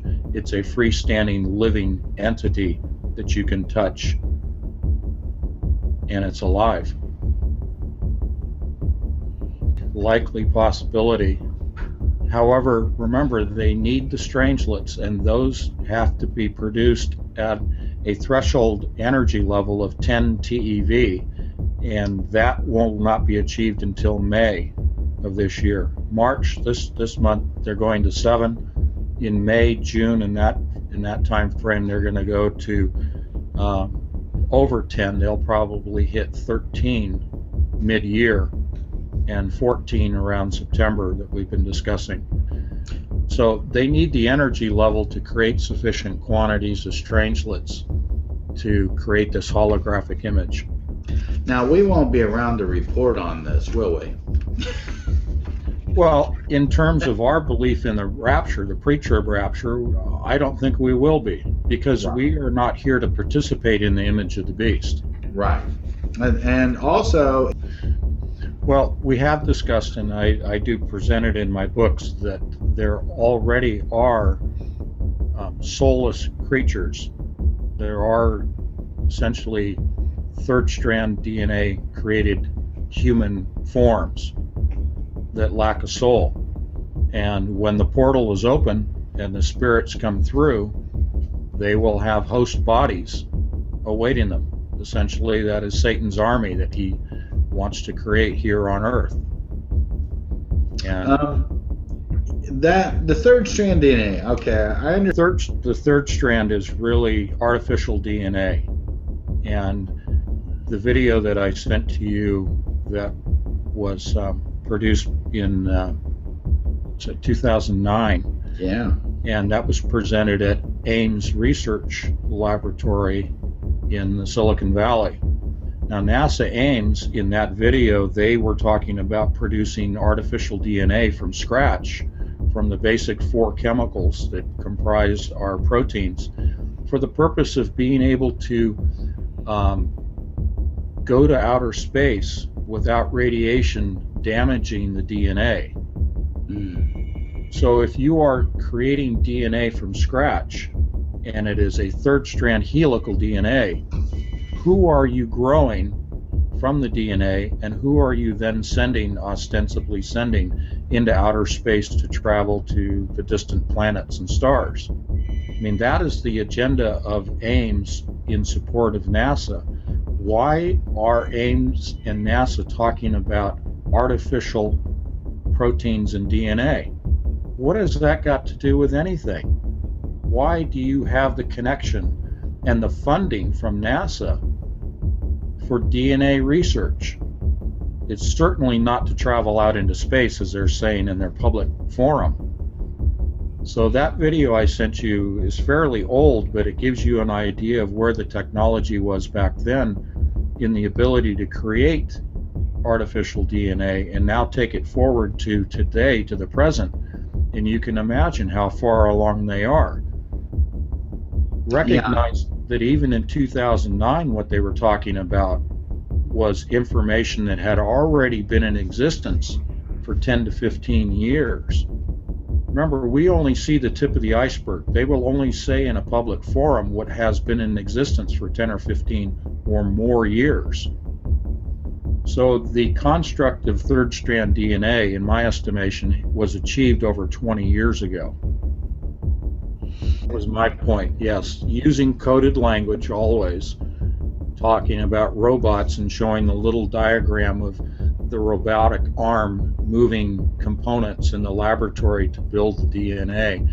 And really, we're talking about artificially intelligent computers that are sorting through the genome patterns, coming up with the proper arrangement and sequencing of the DNA according to what they want to build. You know it. Yeah, it is truly psychopathic, and it shows you the level of deception that has occurred within the scientific community. And they operate in a compartmentalized world of research, each of them having a small slice of research that they focus on, and then that is added into the bigger overall agenda of what they're trying to achieve. So consequently, you have people that are oblivious to the overall agenda, they're oblivious to the impact upon humanity that their small slice of research has. And that goes into the mind of researchers because they are only given a certain amount of funding for specific projects, grant money. And so they make that their entire focus of their living, breathing life is to that area of research, and don't stray beyond it because they don't have the funding to stray beyond it. That video was a classic example. There was a gentleman who asked a question, and his response, the doctor's response, was, "How much money do you have?" Remember that? Yes. What do we call this? Scientific prostitution, or their science goes to the highest bidder? It truly is. Wow. So you people will ask the question, well, like you did, why aren't these scientists concerned about the destruction of the human race, the takeover of AI, the destruction of the planet by strangelets or whatever else may be coming along, or CERN blowing up? It's because they are so entrenched in this. If you want to call it mind control or brainwashing, you could call it that, but they're so entrenched in a priesthood and a theology of science that completely removes them from everyday life that you and I are experiencing. They do not live in our community. They do not live in our world. Great example again is CERN. They live in a closed community. The outside world is denied access to their community for security reasons, and they are paid large amounts of money for which they pay no income tax. So they live in a cloistered world, much like monks doing research. And that is because, again, they believe that in the destruction they can rebuild. Remember the destruction of the Twin Towers and our president signing the white painted beam, okay? They're talking about being able to come back stronger. They believe that scientists, we're talking about them specifically right now, they believe that they will achieve immortality. They've been promised immortality. They've been promised that if they will do this, that they will become like gods. And in that video I sent you, in reading between the lines, that's what the doctor was talking about. That they can virtually create biologically, with artificial biology, we're talking about artificial DNA, they can create anything that they want biologically. This is what he was talking about from a financial standpoint. He actually came right out and said, this will be the new moneymaker. This will be the new market. He did say that, didn't he? Yes. So we're moving from the industrial age to the information age to the nanoparticle biology. The age of biology is what we are in right now. We have moved beyond computers and IT, the information age. We are now in the biology age. And he was saying that, and this is again back in 2009, this is where all the money will be made in the future, because you can make anything in our world biologically. And we talk about 3D printers and printing of human organs and all of that being done, and creating bodies, an entire human body with a 3D printer. But not to get off into a tangent on that, but the essence of what is going on with these scientists and those that are funding them and leading them, they truly believe that they will not die. Doesn't matter if they destroy the environment through chemtrails and radiation and pollution and GMO foods, because their DNA will be modified. That's what they've been promised. They've been promised that they will have their DNA that exists today modified into a third strand DNA and move to an entirely different life form. And that life form will not die, but they'll have different mentalities. Of course, the scientists and the elite will not allow the mass population to achieve godhood status that's equivalent to them. They have to have a serf class. Cultural reference, the movies that you're talking about. Mm-hmm. But yeah, certainly that can be done. That's not an an issue as far as an endpoint. But yeah, they essentially want to go back to that old system of the Greek gods looking down upon those that they care for and tend, like a flock, like a herd. Well, I guess they're already. The Thunderbolts project does a great job of illustrating the fact that a lot of what people have considered to be gods or entities were actually the shapes of plasma discharges in the heavens when the planets were in different positions. And this Z-pinch is excellent because that's the alignment of Venus and Saturn and Mars to the Earth with the plasma connection, which is the Z-pinch in quantum physics. But the owl, you know what? When you first presented this to me in that video, this owl is Bohemian Grove in California, next to San Francisco. Yeah. Because they worship the owl god in the Bohemian Grove. Yeah. Yeah, those are the beam lines. That's inside the main ring. Yeah, that's a photograph taken by the Hubble Space Telescope, and these occur throughout the universe. These are not just specific to any one set of planets or anything, but that's exactly what will be established between the southern pole of Saturn and the Large Hadron Collider. Will be that what I've called the helical plasma conduit, otherwise known as a Birkeland current. Isn't it a black cube, Anthony? Yes, it is. Yeah. Yes, it's housed in a black box. Yeah. Well, you know, I as a standalone subject of talking about a massive black hole, which is what Markarian 421 represents, it wouldn't be very interesting without Chris's research. And it actually blows me away. Again, I say this all the time. I was talking to some guys in Scotland a couple of days ago, and we talk about blowing our minds. They call it their brains falling out of their skull and scooping them up in a bucket.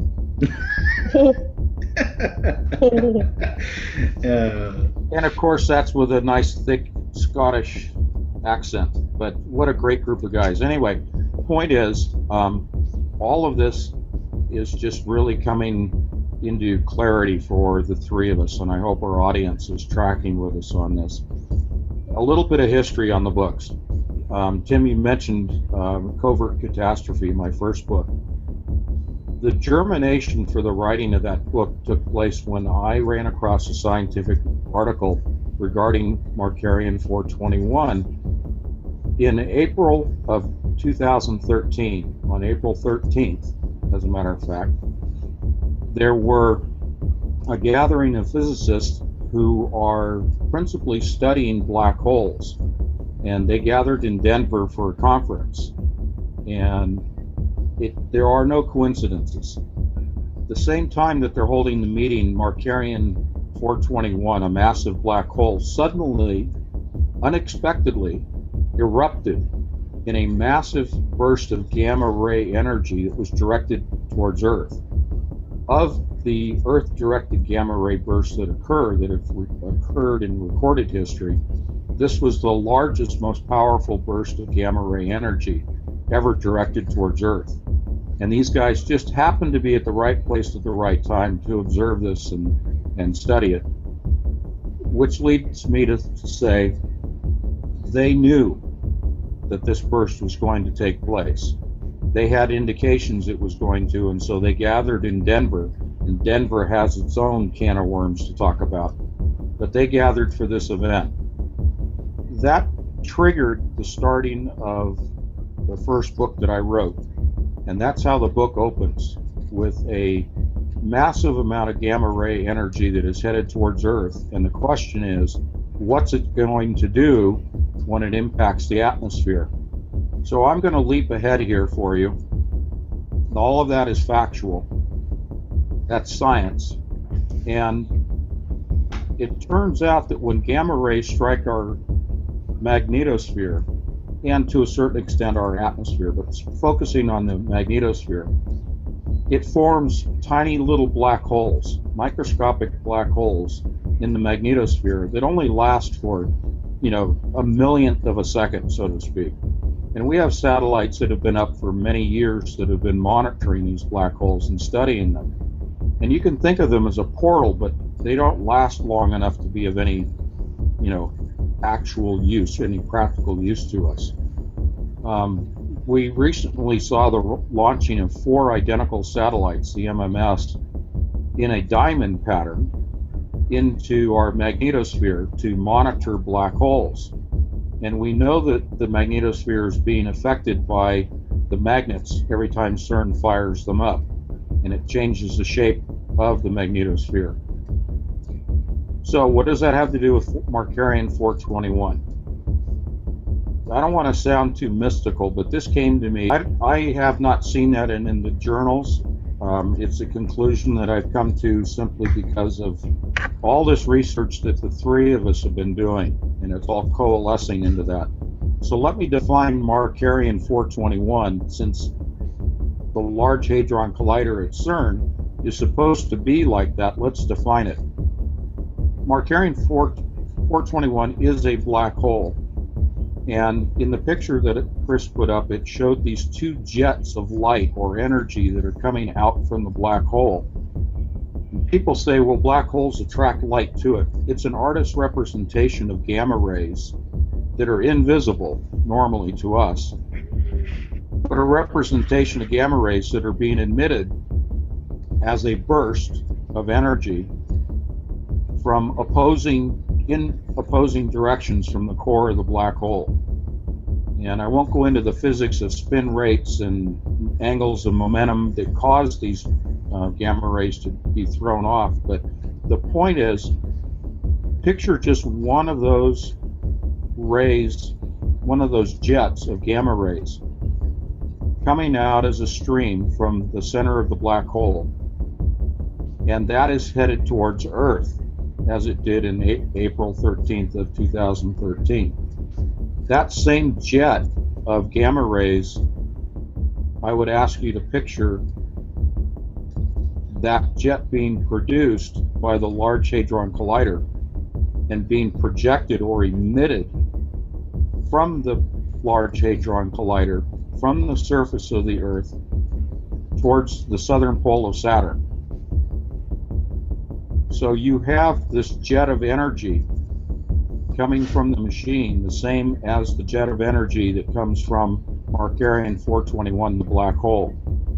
So they studied this Markarian 421 and the gamma ray burst that came from it for the purpose of determining how much energy would the Large Hadron Collider need to generate to create a jet of energy that was sufficient to, number 1, open a portal, and number 2, to reach out in the form of a helical Birkeland current plasma conduit that would reach to the southern pole of Saturn.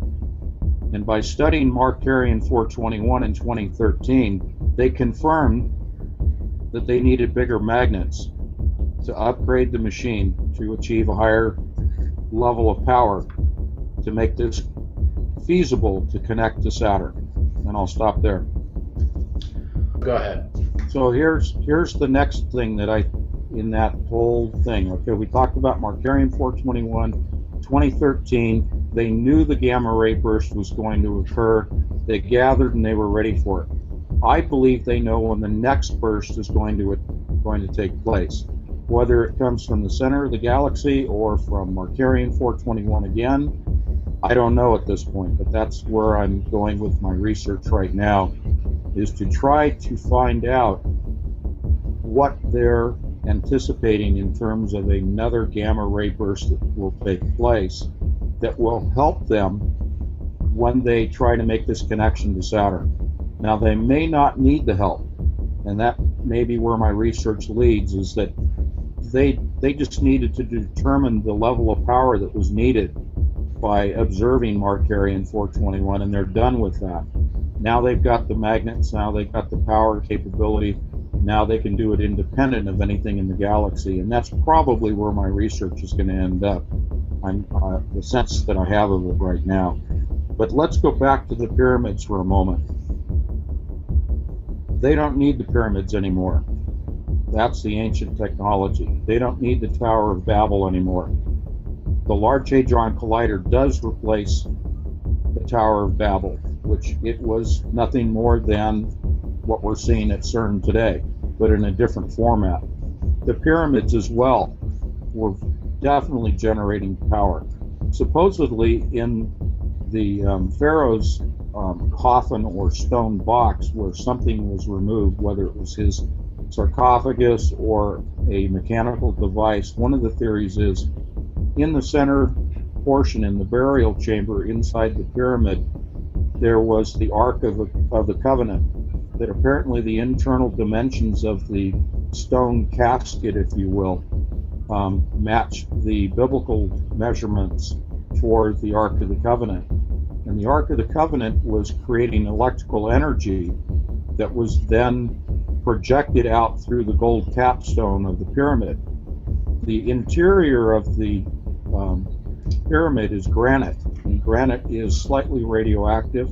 It's a good conductor of electricity, and it was used to focus the electrical energy from the Ark of the Covenant up through the interior of the pyramid and then emitted through the gold capstone towards the heavens.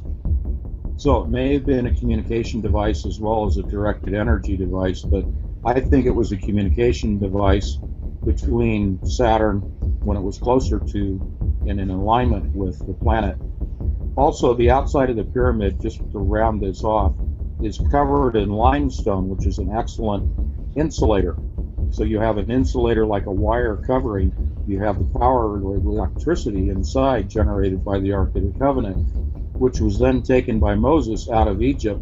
And that's why the Pharaoh was chasing after Moses, was to recover the Ark of the Covenant, because within 10 years of the removal of the Ark of the Covenant from the pyramid by Moses, Egypt fell and became basically powerless because it no longer had electricity, which is what operated. And if you look at the Ankh, if you look at some of the scepters that are represented in ancient Egypt that Chris has been showing, one is a transmitter, the other is a receiving antenna. The Ankh, that loop, if you will, with the cross, is a receiver. So they were sending communications as well as electrical power all over the world, including within Egypt, using the Ark of the Covenant and other devices and other pyramids like the Mayan around the world. So that's a snapshot of that. Let me stop. I'll go on a little bit further with this whole thing of the physics. But go ahead. You're right. And that question's come up several times in our discussions before and by people that have sent us comments. And the question typically is, if they have all these other particle accelerators that are like CERN's, but they're smaller, are they going to use them when CERN finally opens this portal? I tend to think not. I think that they are, again, I always call them proof of concept machines.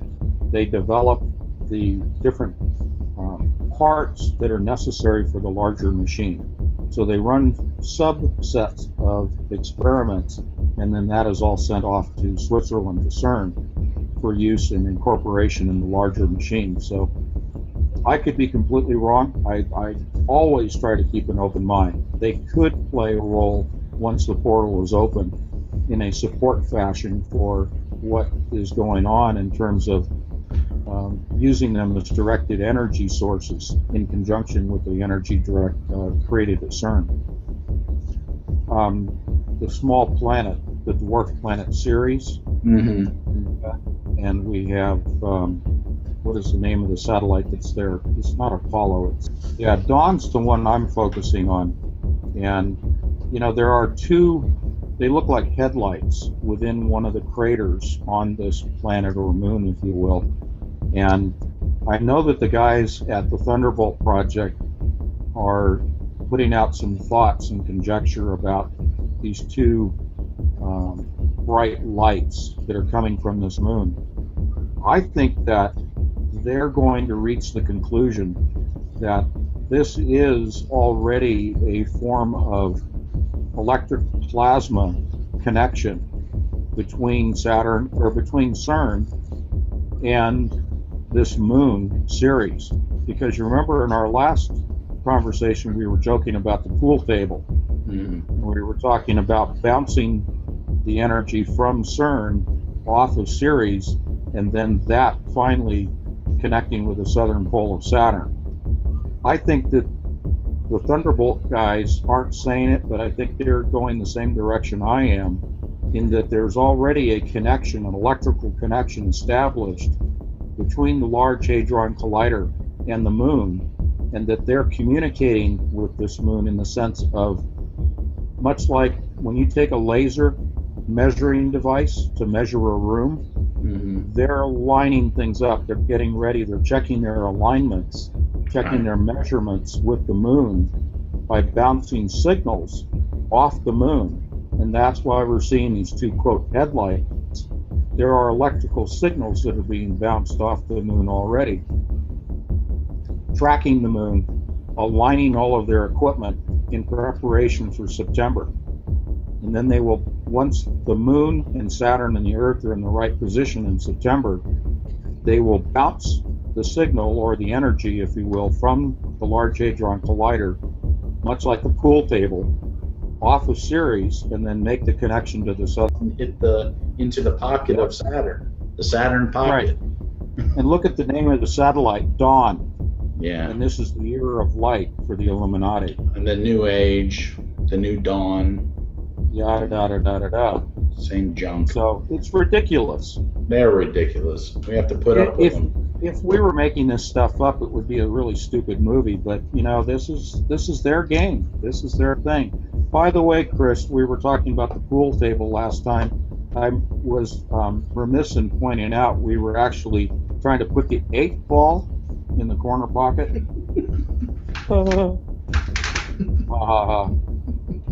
You and your 8. You're 444 and you're 8. Oh boy. Oh, Okay. Yeah. Now she gets it. Sorry. So anyway, I'm being stupid today. I'm a little rummy, but yeah, I think we've got most of the pieces. We're looking at the finer pieces of this thing now, but there is no doubt in my mind that they learned from the black holes, like Markarian 421, what they needed to build on the planet Earth. They have built a machine that creates the same type of energy that is created in a black hole. It's called synchrotron energy. It's the same energy that is being generated within Saturn, the northern pole, the hexagonal shape that rotates just like they rotate around the black cube at Mecca. That's a synchrotron particle accelerator, rotating particles. It generates energy. That energy is then used to connect, and that creates your, I keep talking about, your plasma conduit. So the energies so above, same as below, they're mimicking Markarian 421 to the nth degree. Well, the way I look at it is they are trying to create a new race of beings, and Earth will be terraformed into a new heaven on Earth as defined by Lucifer himself. Lucifer wants to kill God, and he wants to create his own heaven on Earth by destroying God's heaven. And is it necessarily going to be a neutron star? No, I don't think so. But their plan, their architecture is for an entirely different planet than what we have right now, for an entirely different race of beings. Looking back into the ancients as a model for the future, which we keep seeing this recurrence in history, the cycles of history. We look back because there's nothing new under the sun according to Scripture. Therefore, let's look to the ancient history as to the answer to your question, and it's the Golden Age. The Golden Age that existed before Babylonian times and Sumerian times is what they're trying to recreate here on Earth. Is it the Garden of Eden as designed by God, as presented by God? Possibly. Maybe they think they'll have their own form. But Chris, you can probably answer it better than I can, because I don't know what the model is. I just will call it whatever it was during the Golden Age. Yeah. See, that's got to be the linchpin to this whole thing, is Ceres. So we need to pay attention to that. I'd like to see some alignments two series by obelisks around the world. Some triangulation perhaps is taking place, that these obelisks are pointing to Ceres. Maybe even the pyramids are pointing towards it. That'll give us some time frames as to when the alignment is going to take place with the LHC. If we can use those much like pointers, kind of like a sundial, we might be able to confirm that these things are all pointing towards September, perhaps the 23rd of September. That may be when all this is going to happen. Do you think that they know? Do you when these things were drawn? You know? Yeah, you have to look at the timetable for the building of the machine to answer your question. So when they started building back in about 1954, I think it was, they broke ground for the Large Hadron Collider. They were on a timetable, and so that timetable is in alignment with the cosmos. Hey, to answer your question a little further, Tim, think about the adiabatic quantum computer. There were multiple reasons for developing a new quantum computer, and the primary function of that computer is predictive modeling. Wow. So if they're doing predictive modeling, they're using that computer on the cosmos to pinpoint everything that needs to be coordinated. Wow, that's absolutely what it is. This thing is AI, basically, right? Isn't that what we're talking about? Right now it is. Yeah. Yep. Let's go back to the obelisk for a moment, because something triggered when you guys were talking about that. The obelisk that I focused on in Covert Catastrophe was the one that they call Sather Tower. It's the Campanile Tower. It has the bells in it on campus at UC Berkeley. And it sits right below the particle accelerator known as the Advanced Light Source Building. It's the small version circular accelerator like the Large Hadron Collider. And what jumped off the page at me, and give me a moment to lay all this out. For the fun of it, I took a ruler with a Google image and put the straight edge down on the image, lining up the Advanced Light Source Building, the synchrotron particle accelerator, the center point of that circle on the hill over the campus of UC Berkeley, and laid the straight edge to the center point of the Golden Gate Bridge where the cables form a half moon shape. The bottom of that arc, the center point of that arc, lines up perfectly with the center of the synchrotron particle accelerator. Then I looked below the line and found Sather Tower, which is an Egyptian obelisk. Lines up. The point of it is right on the line between the particle accelerator and the Golden Gate Bridge. And the Golden Gate, of course, and the Silver Gate and all of that stuff. Then I took the line and looked a little beyond out into the bay itself, and Alcatraz Island has a lighthouse on the end of the island, and it lines up perfectly with the obelisk and the particle accelerator and the bridge. Then I took the line and extended it out into the heavens, and it lines up perfectly with Ursa Major, the Big Dipper that you were just talking about, Chris. And that is exactly the point where the gamma ray burst energies coming from Markarian 421 directed at Earth connected. And that's the opening scene of the obelisk. Real quick, the obelisk represents not only all the things you talked about, the phallic symbol and all of that, but it is also representative of the jet of gamma ray energy that comes out of the black hole and will also come out of the Large Hadron Collider. It represents that jet of energy. Go ahead, Chris. Wow. I had to think about that for a minute. That points to the portal. All of that is the alignments of those images to the portal opening. Yeah, and I know that pattern.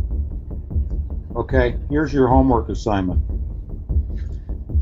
If we go by threes being sacred, and triangulation is how you develop a location through coordinates like GPS, let's take Berkeley as your third one. You've got Washington, you've got the Vatican. Let's look at Berkeley. And the reason I want to say Berkeley is not just because of my own egotistical ridiculousness, but Bohemian Grove is in Santa Rosa, which is about an hour drive north of Berkeley. You have the Golden Gate Bridge, you have the things I've talked about at Berkeley, you have the Transamerica Pyramid Building in San Francisco on the waterfront. You also have the Masonic Auditorium, which its address is 1111 California Avenue. Okay. You also have all of the major players in the semiconductor world, the high-tech world, in the Silicon Valley, just south of San Francisco, south of Berkeley, about an hour's drive, including the location where they manufacture the adiabatic quantum computer, where Google is headquartered, where Lockheed does all of its work. You have everything in the Bay Area.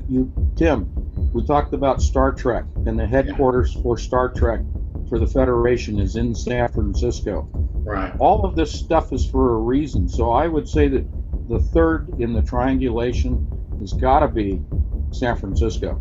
Has to be. Look at the occult nature of the Bay Area. It's got to be the third point that then gives us the triangulation for a coordinate. That's also where the star material. But I would ask Chris to look at that. Look at the Bay Area from an aerial perspective, like you've done with Washington and the Vatican. I know the Grox has done some stuff on that as well, but he hasn't gone into the detail like we have. Right. He's not aware. We need to pull him into the group. He's not aware of the things that we're talking about. So go ahead, Chris. I was Me about that. He said, man, there's some reason that you were born and raised in the Bay Area.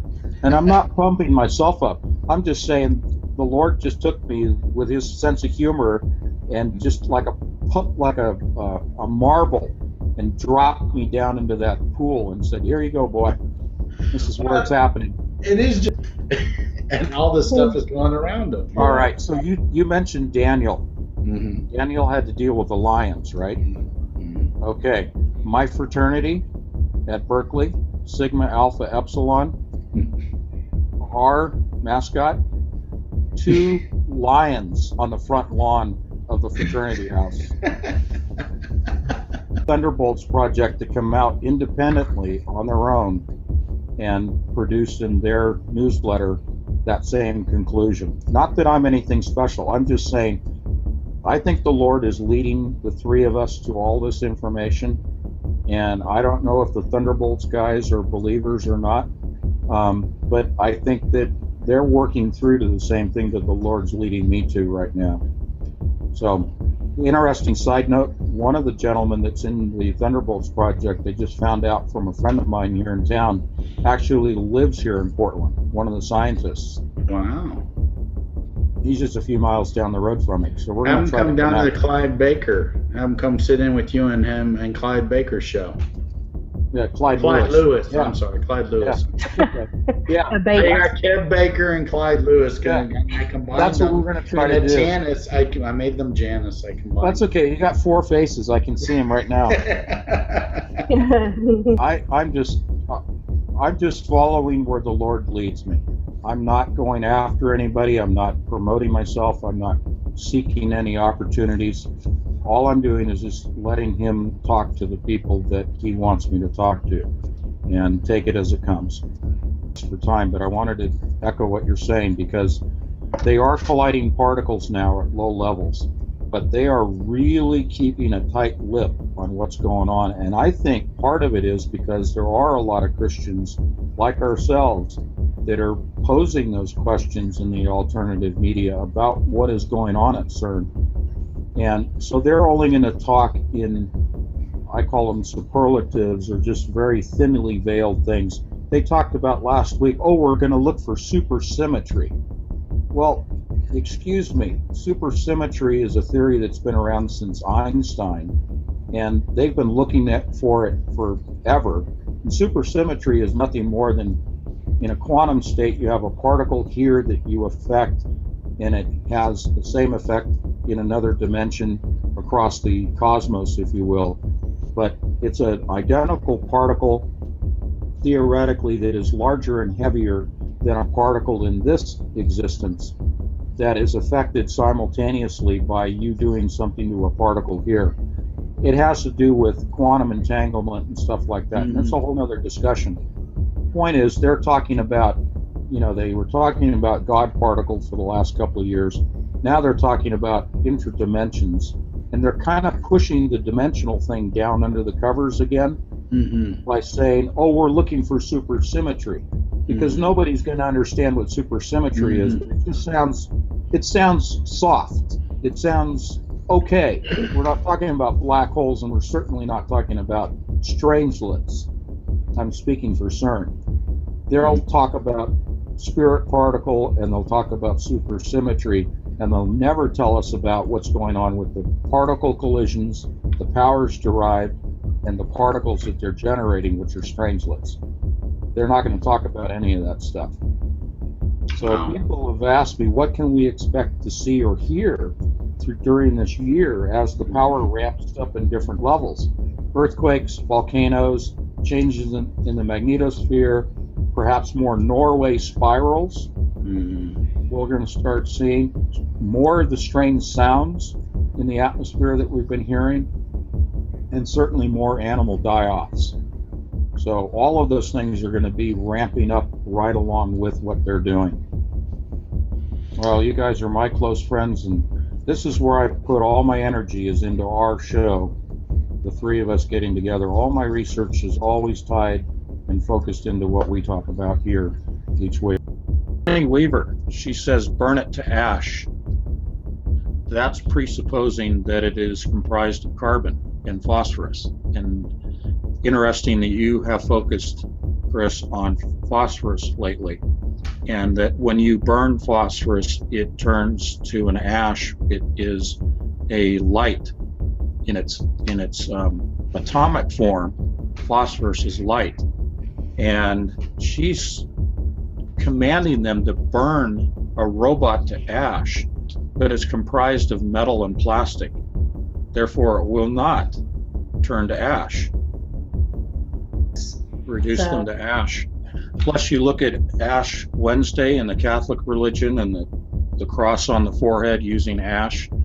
Also, what I take from this is not just the ash presupposing that it's made of carbon as we are, and phosphorus. We're comprised of 100 different elements, but they're focusing on consciousness as well. And when we talk about artificial intelligence, there's the building of the machinery, there's the building of the computer, and that's all well and good. But as philosophers of old have always tried to pin down and define what is consciousness. And that's been the struggle in philosophy for as long as man has been around. How do you define? How do you put your finger on it?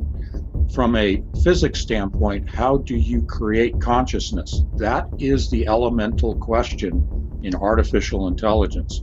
When we get into talking about whether or not a computer is sentient, if it's self-aware, if it recognizes itself in the mirror, does it have a sense of its mortality or immortality? That's being sentient. But is that consciousness? And we can go into a long philosophical discussion, but the point is, to me at least, to achieve a sentient status as a computer, whether it's Chappie or anybody else, you have to have a soul, or you have to have a spirit, however you want to define it. If we are talking about opening a portal and these host bodies being receptacles for these spirits, be they the artificially constructed host bodies that we talked about in the previous video a little bit ago today, or human bodies that are being prepared through chemtrails or other mechanisms, again for the reception of spirits into humans that are alive today and will be alive at the time of the portal being open, then you have the ability to say, well, those bodies now have a consciousness to them. and they are sentient.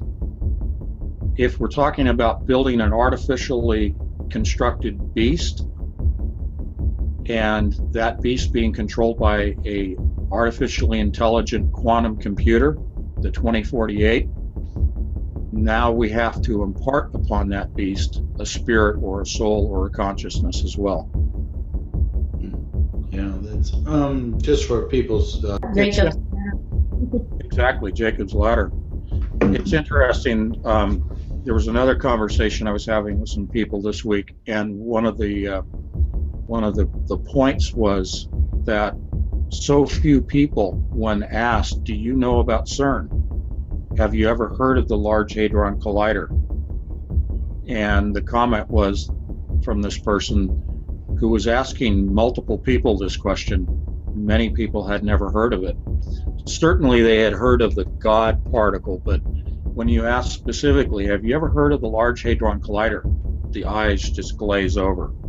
So there's been a significant cover-up that's been going on in the form of distraction, in the form of movies and television shows. Nobody's talking about this in that popular culture venue. They're keeping it out of the movies. You don't see any movies on that, other than Angels and Demons that came out with Tom Hanks back in, I think, 2008 or something. Well, I will tell you that why I watch. So now, let me stop you there for a second. I want the audience to understand. I purposefully keep myself disconnected from all of this stuff. Yes, I went to see Interstellar and a few of the other movies, Imitation Game, but I haven't owned a television in 4 years. I don't watch television. I don't watch movies on Netflix. Very selectively will I look at a movie. Now, this I, Frankenstein, I had no clue about. I'm going to go look at that for obvious reasons. But the reason that I have somewhat created this monk-like existence for myself, yes, I have a regular job and do all those normal things, but is so that I don't pollute what I believe the Holy Spirit is trying to guide me towards in terms of research and going down rabbit holes and writing the books that I write. I don't want this infusion of this other stuff to get in there and lead me astray. I want to stay on the path, the straight and narrow that he's got me on. So then when you tell me about a movie like I, Frankenstein, it just blows my mind, because it's right there. I'm not a prophet. I keep telling you guys that stuff, but I'm just trying to reinforce the fact that I'm not pumping myself up or putting myself up on a pedestal. I'm simply saying this blows my mind, because then I see the things that popular culture is putting out that reinforce and reconfirm to me that I'm on the right track. No. What are they? I said, look straight up. And there was a perfect pattern that day. And she said, I don't understand. What do you mean? What are we looking at? Aren't those clouds? And of course I had to go into the explanation. But you're exactly right. Everybody's looking down. And even if they do look up at the sky, they don't even know what they're looking at. Yeah. There was a question posed to me a couple of days ago, and that related back to CERN and whether or not the machine is even in the Bible, and its activities and the goals and the opening of a portal. So maybe I'm kind of throwing that at you without any preparation, but my sense of it is it doesn't have to be in the Bible. It's here, and it's part of their agenda. And whether or not it's successful in terms of opening the portal and the spirits coming through or not, doesn't have to be in the Bible as far as I'm concerned. I'm on a path right now of researching to see if it is cryptically or symbolically represented. So I kind of toss it to you guys to do some research as well. Especially Chris, I mean, you in the ancient studies, you would be able to answer that better than I could. Tim, I'm sure you are more familiar with scripture than I am in the modern times. So I throw it to you guys, but I don't think it should discourage us from the path of paying attention to CERN, understanding what their purposes are, and yes, the machine is fragile, and they may not be successful in doing any of these things, and none of it may happen this year. But I think that we've connected enough dots to be able to say it does fit with the Bible in terms of the end time activities. The opening of the pit in the Bible certainly, I think, is CERN. Can you hold that for just a second? Uh-huh. Come back, just one more, come back. So you're saying that in the fourth dynasty was the golden age. No, go forward. Fourth dynasty was considered the golden age. And that was between 2613 to 2494. Okay. Hang on before you go too far. You said that the constellations changed their position during that fourth dynasty? Yes. Okay, that's really important if we relate that to the Thunderbolts project and the alignment of Saturn, Venus, and Mars in close proximity to the Earth. That's when they referred to that alignment at that time as the Golden Age. That alignment was before the constellations and the planets themselves changed position to what we see today. So you just pinpointed the date of the Golden Age before everything shifted. Yeah. Okay, perfect. Outstanding work. All through history, the swastika has been worshipped, and we've seen the flip side or the inverse of the swastika presented in different cultures. But all through history, they have been seeking the opening of the portal, is what the representation of the swastika means to people. And the fact that you pointed out that it rotates, and specifically rotates around Polaris, which is our navigation star, our primary North Star for navigation. Everything that we know in the world is based on navigation by Polaris, which is the center, the hub of the rotating swastika, which opens the portal. Yeah. That's mind-blowing. You are right on top of it, baby. Like we talked about it the last time, your images here tell the whole story. This is the whole thing right here, folks. I want you to understand what she's presenting. This is a graphical representation of the process and the machine at CERN. This goes back to the Golden Age, but it shows the components in a ancient representation. It shows the components of the Large Hadron Collider and its orientation to the moon. And what it is showing you is the connection, pardon my voice, it's showing you the connection that will be established, an electrical connection between the Earth and the moon. And this is reestablishing a connection that occurred during the time of the Golden Age, and as Chris has identified, during the Fourth Dynasty. And this all ties into the Kabbalah tree here, representing the same thing that you're seeing in the middle image. The middle image is the whole game right there. And that's also an image that was provided to us by the Thunderbolts project, showing the alignment of the moon. And as well, we have Venus and Mars and Saturn. So that's where we're headed with this. Chris, you just really, again, hit it right out of the ballpark, right here. Yeah, this slide, the Well of Souls. Tim, okay, you're a popular culture guy.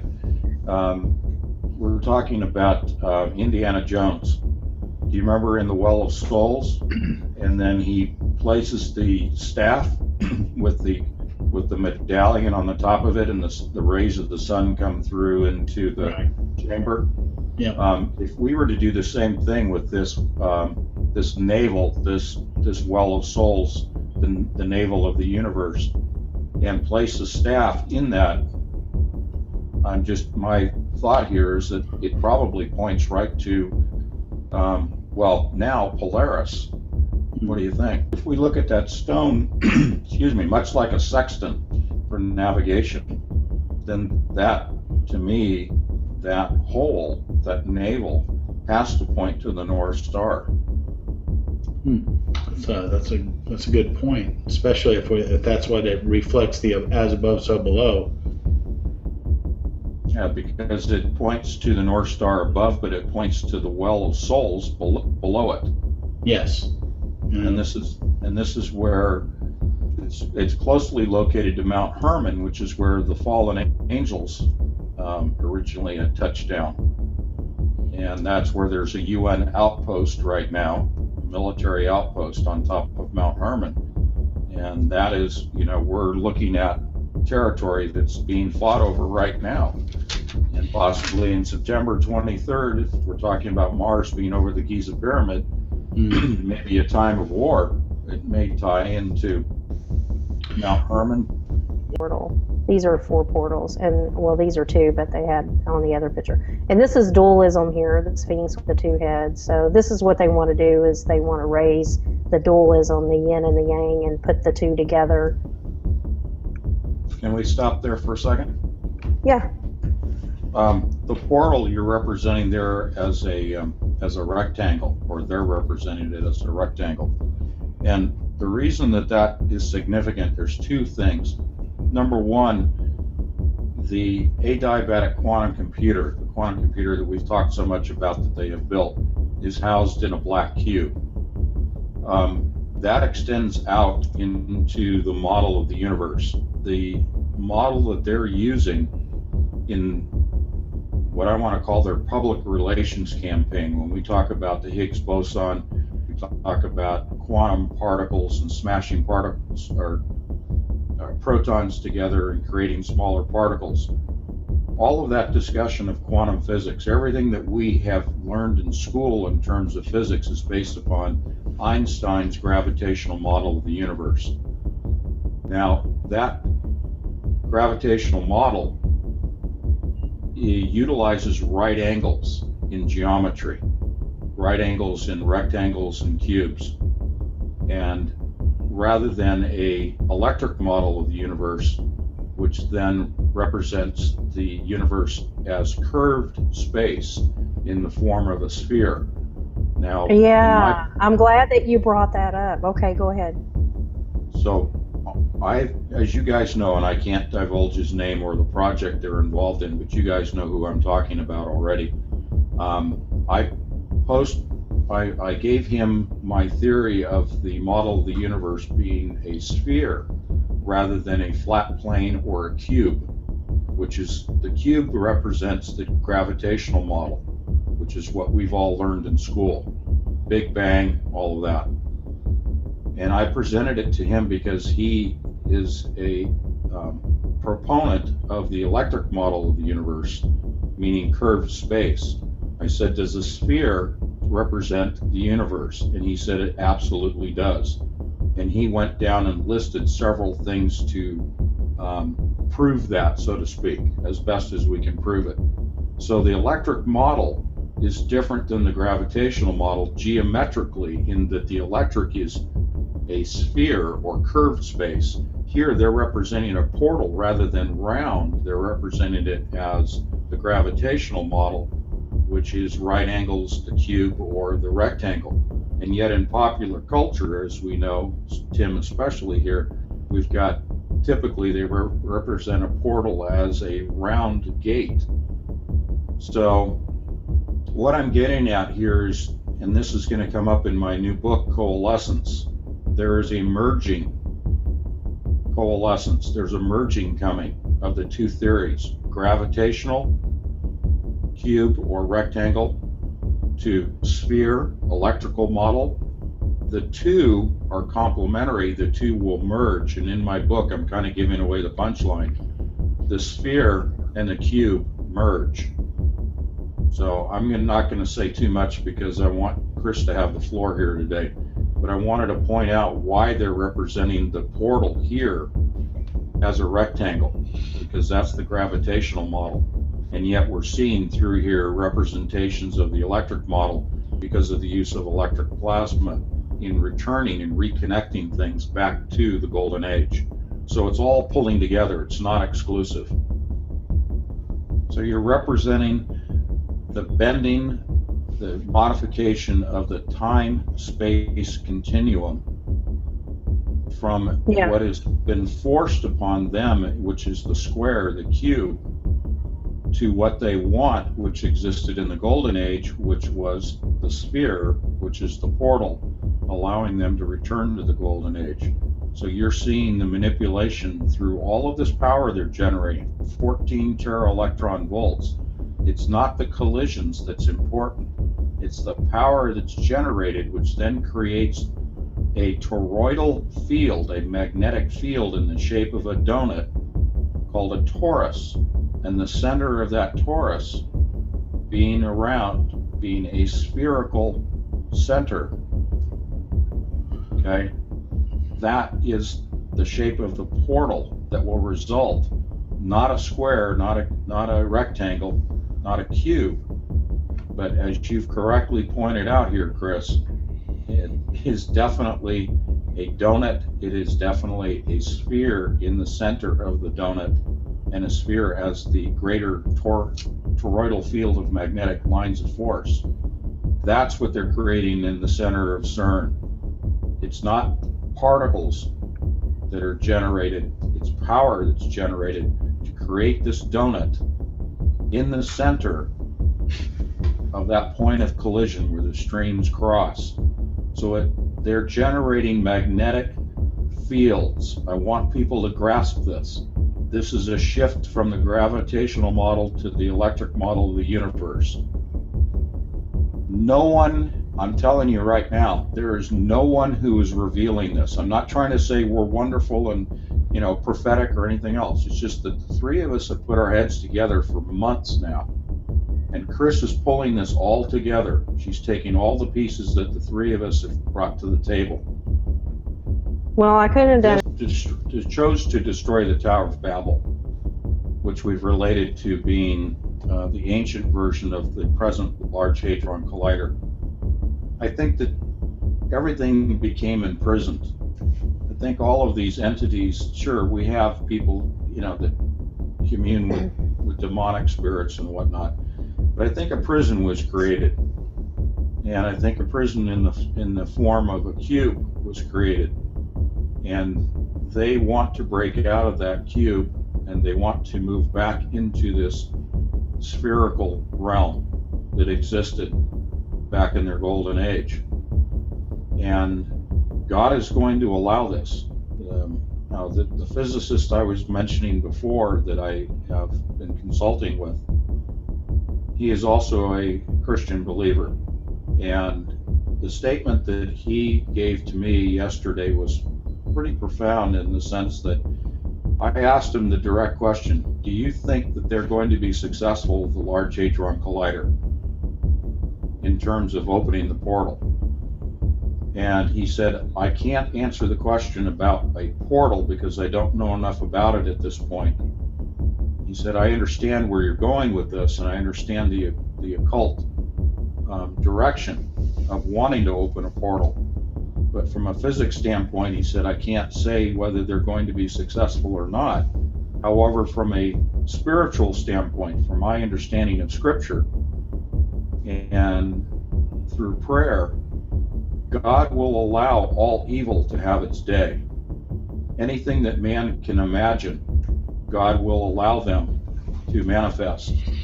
And the purpose for allowing in this case, the Large Hadron Collider to be successful, and in our thinking here, it's successful in opening the portal. But the reason for their success to be allowed by God is so that all evil can be manifest, have its day, and then to be done with it, to bring an end to all evil once and for all, without Satan being able to say to God, you didn't allow me to do as you said I could do, which was to be able to have my day and manifest all that I could dream and conjure and produce. So I'm going to take from this gentleman, because it echoes the things that I have read and I believe, they will be successful. Will it be this year? We don't know. but they will have their success in all of these occult practices and what the goals are that they are trying to achieve. It sounds depressing, however, it's giving us the opportunity to make a choice, and that's the choice between God and Satan. And I won't go much further than that, but I just wanted to throw that out, Tim. I think hopefully that answers your question. Yeah. Okay, so he's an alchemist. You said that Thoth is an alchemist. Mm-hmm. Yeah. Well, that's exactly the process at the Large Hadron Collider, where they are actually, as you know, there's publicized articles that they actually changed lead into gold, and their whole process is guided by the Tablet of Hermes. And part of what is contained in the Tablet of Hermes, which is green emerald, okay, is the process of changing or the mutation of elements into other elements, not just lead into gold, that's the popular one, but literally at a quantum level, they now have the ability, not just through these collisions, but through the acceleration as well of particles, they're able to change the mass energy of solid particles and actually move and change the number of electrons in an atom, and therefore be able to change lead into gold by changing the number of electrons that are circulating around the nucleus.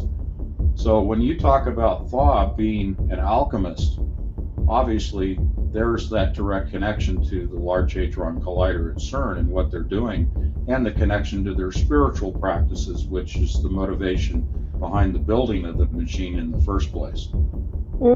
They Talk about the electrical connection between the planets, between the stars, between the sun and the earth. And if you take that and lay that representation that you're seeing here into that model, those lines all represent electrical connections between all of these heavenly bodies. And when we talk about plasma, plasma represents the greater open field in this, the spaces. In the gravitational model, they talk about the empty space, the vacuum, being comprised of dark energy and dark matter. In the electric model, they talk about those spaces as filled with plasma, electrically charged plasma, which is a fourth state of matter, okay? And just like time is the fourth dimension, plasma is the fourth state of matter. And therefore, these open spaces in this diagram are filled with plasma, and each of these planets and the moon and the earth and the sun are all connected electrically by electrical currents. And so they're representing to you energy, and oftentimes this is related to the human body in the sense of the energy connections within the body itself and the different points within the body. But you can relate that out to the universe as represented here in much the same fashion, because we live in a plasma environment, and all of the components of our bodies and all of the components of the heavenly bodies are all electrically interconnected. And so you have, when you're connected that way, lines of communication. You exchange energy and you can exchange information through those pathways. So I wanted to lay that over onto this because it's totally relevant to what we're talking about from a physics standpoint. Okay.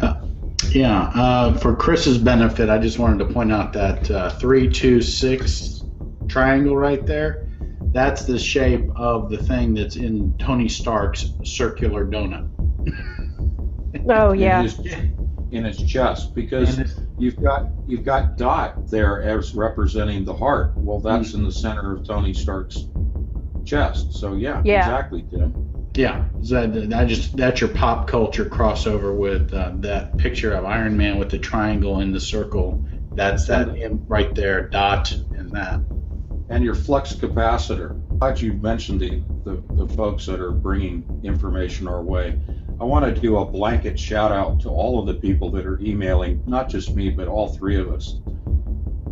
The audience is growing and the audience is participating, and the question I've gotten many times is, how can we get questions to any of us? And so I would encourage you, to go ahead and go to our websites and send in your email questions to any of us. And we talk all the time on a daily basis, the three of us, and we can send messages between each other and forward them on your behalf. But there have been a lot of videos and a lot of articles that have been sent to me personally by people who join us here on this discussion. And I'm really, really grateful to the information that we get, because it leads us into really critical pathways. And much of what we present here comes from our audience, so I wanted to acknowledge that. But you're able to read these pictures. You're able to read these pictures like a book. Christine, I'll acknowledge, I think Christine's probably watching. She sent me an email and said, you guys can read these pictures like a book. It's amazing. And it really, this is what the Lord gives to us. We're not special. Again, we're just the conduits of information. Take away any personal thing out of this whole discussion here. We're just the conduits of information coming out. But Chris could sit here, she could do 3 hours just on this one picture of taking this apart and dissecting it and talking about what it means from the ancient stories. And I could sit here along with Tim, and we could do another 3 hours after she's done talking about popular culture and physics. That's all represented right in here. So maybe at some point we'll just take one focus show and we'll just talk about and take apart all of these pieces and very quickly just talk about what they represent in physics, pop culture. Now that we have Chris's presenting it from an ancient context, we could bring this up to the present time, but that would be for a different show. Oh yeah. I just want people to understand that when we're reading this, we're reading a lot of depth into this because of the research we've done. And we'll try to share that as we go along. When you look at shows on TV, Tim, like those survival shows, and they show about how to rub sticks together to start a fire, right? Or you place the point of the stick into a stone or into a block of wood, and you create friction and you create fire. Right. The Indians, the natives, would use two pieces of a loop, a thread or a vine around the pole, and they would move that pole back and forth by pulling on that string or on that vine very quickly, creating the friction down near the feet of these two figures. Yes. And so you're creating fire here through friction. Right. Well, you're doing the same thing when you're accelerating particles in a circle. Right. You generate, as you know, through friction, you generate heat, generating energy. Same thing with a particle collider. It's spinning, just like this rod is spinning, and it's creating energy in the form of tera-electron volts. And that's igniting energy, generating energy through the collision of particles, which is a result of spinning them, like you're spinning this rod. And if you will, at the very top of that rod, we're looking at the one with the two black figures. The top of that rod, you have the edge-on view of a circle. Okay, imagine looking down on that, you'd see a circle. We're looking at the edge of that circle, and that circle is being spun by these two figures. Again, the participation at the Hilton, I opened it with the image of Homer as a scientist, as a physicist, working out the mathematical model for the mass energy equivalency of the Higgs boson, and that predated by 9 months the actual, not 9 months, several years, I should say, predated the supposed proof of the existence of the Higgs boson, and its mass energy equivalency was only about 700 electron volts off of what Homer had presented in The Simpsons. So I like to laugh about Homer and the donuts, but here we go. I mean, they put it right out in front of us. Well, I think if we have anybody that is going in the direction of the electric model of the universe, plasma, if they will focus on the toroidal fields, the magnetic lines of force that are generated by particles under acceleration that then form this shape of magnetic lines of force, which is the torus, the donut. This is the key. This is where I'm researching. This is what I'm bringing to a focal point in the book Coalescence that'll be out in a few weeks. I'm giving it away, but I really want people to understand that what is going on below the surface, below the public relations with the Large Hadron Collider is not quantum physics. It's the magnetic universe, and it's all about the donut.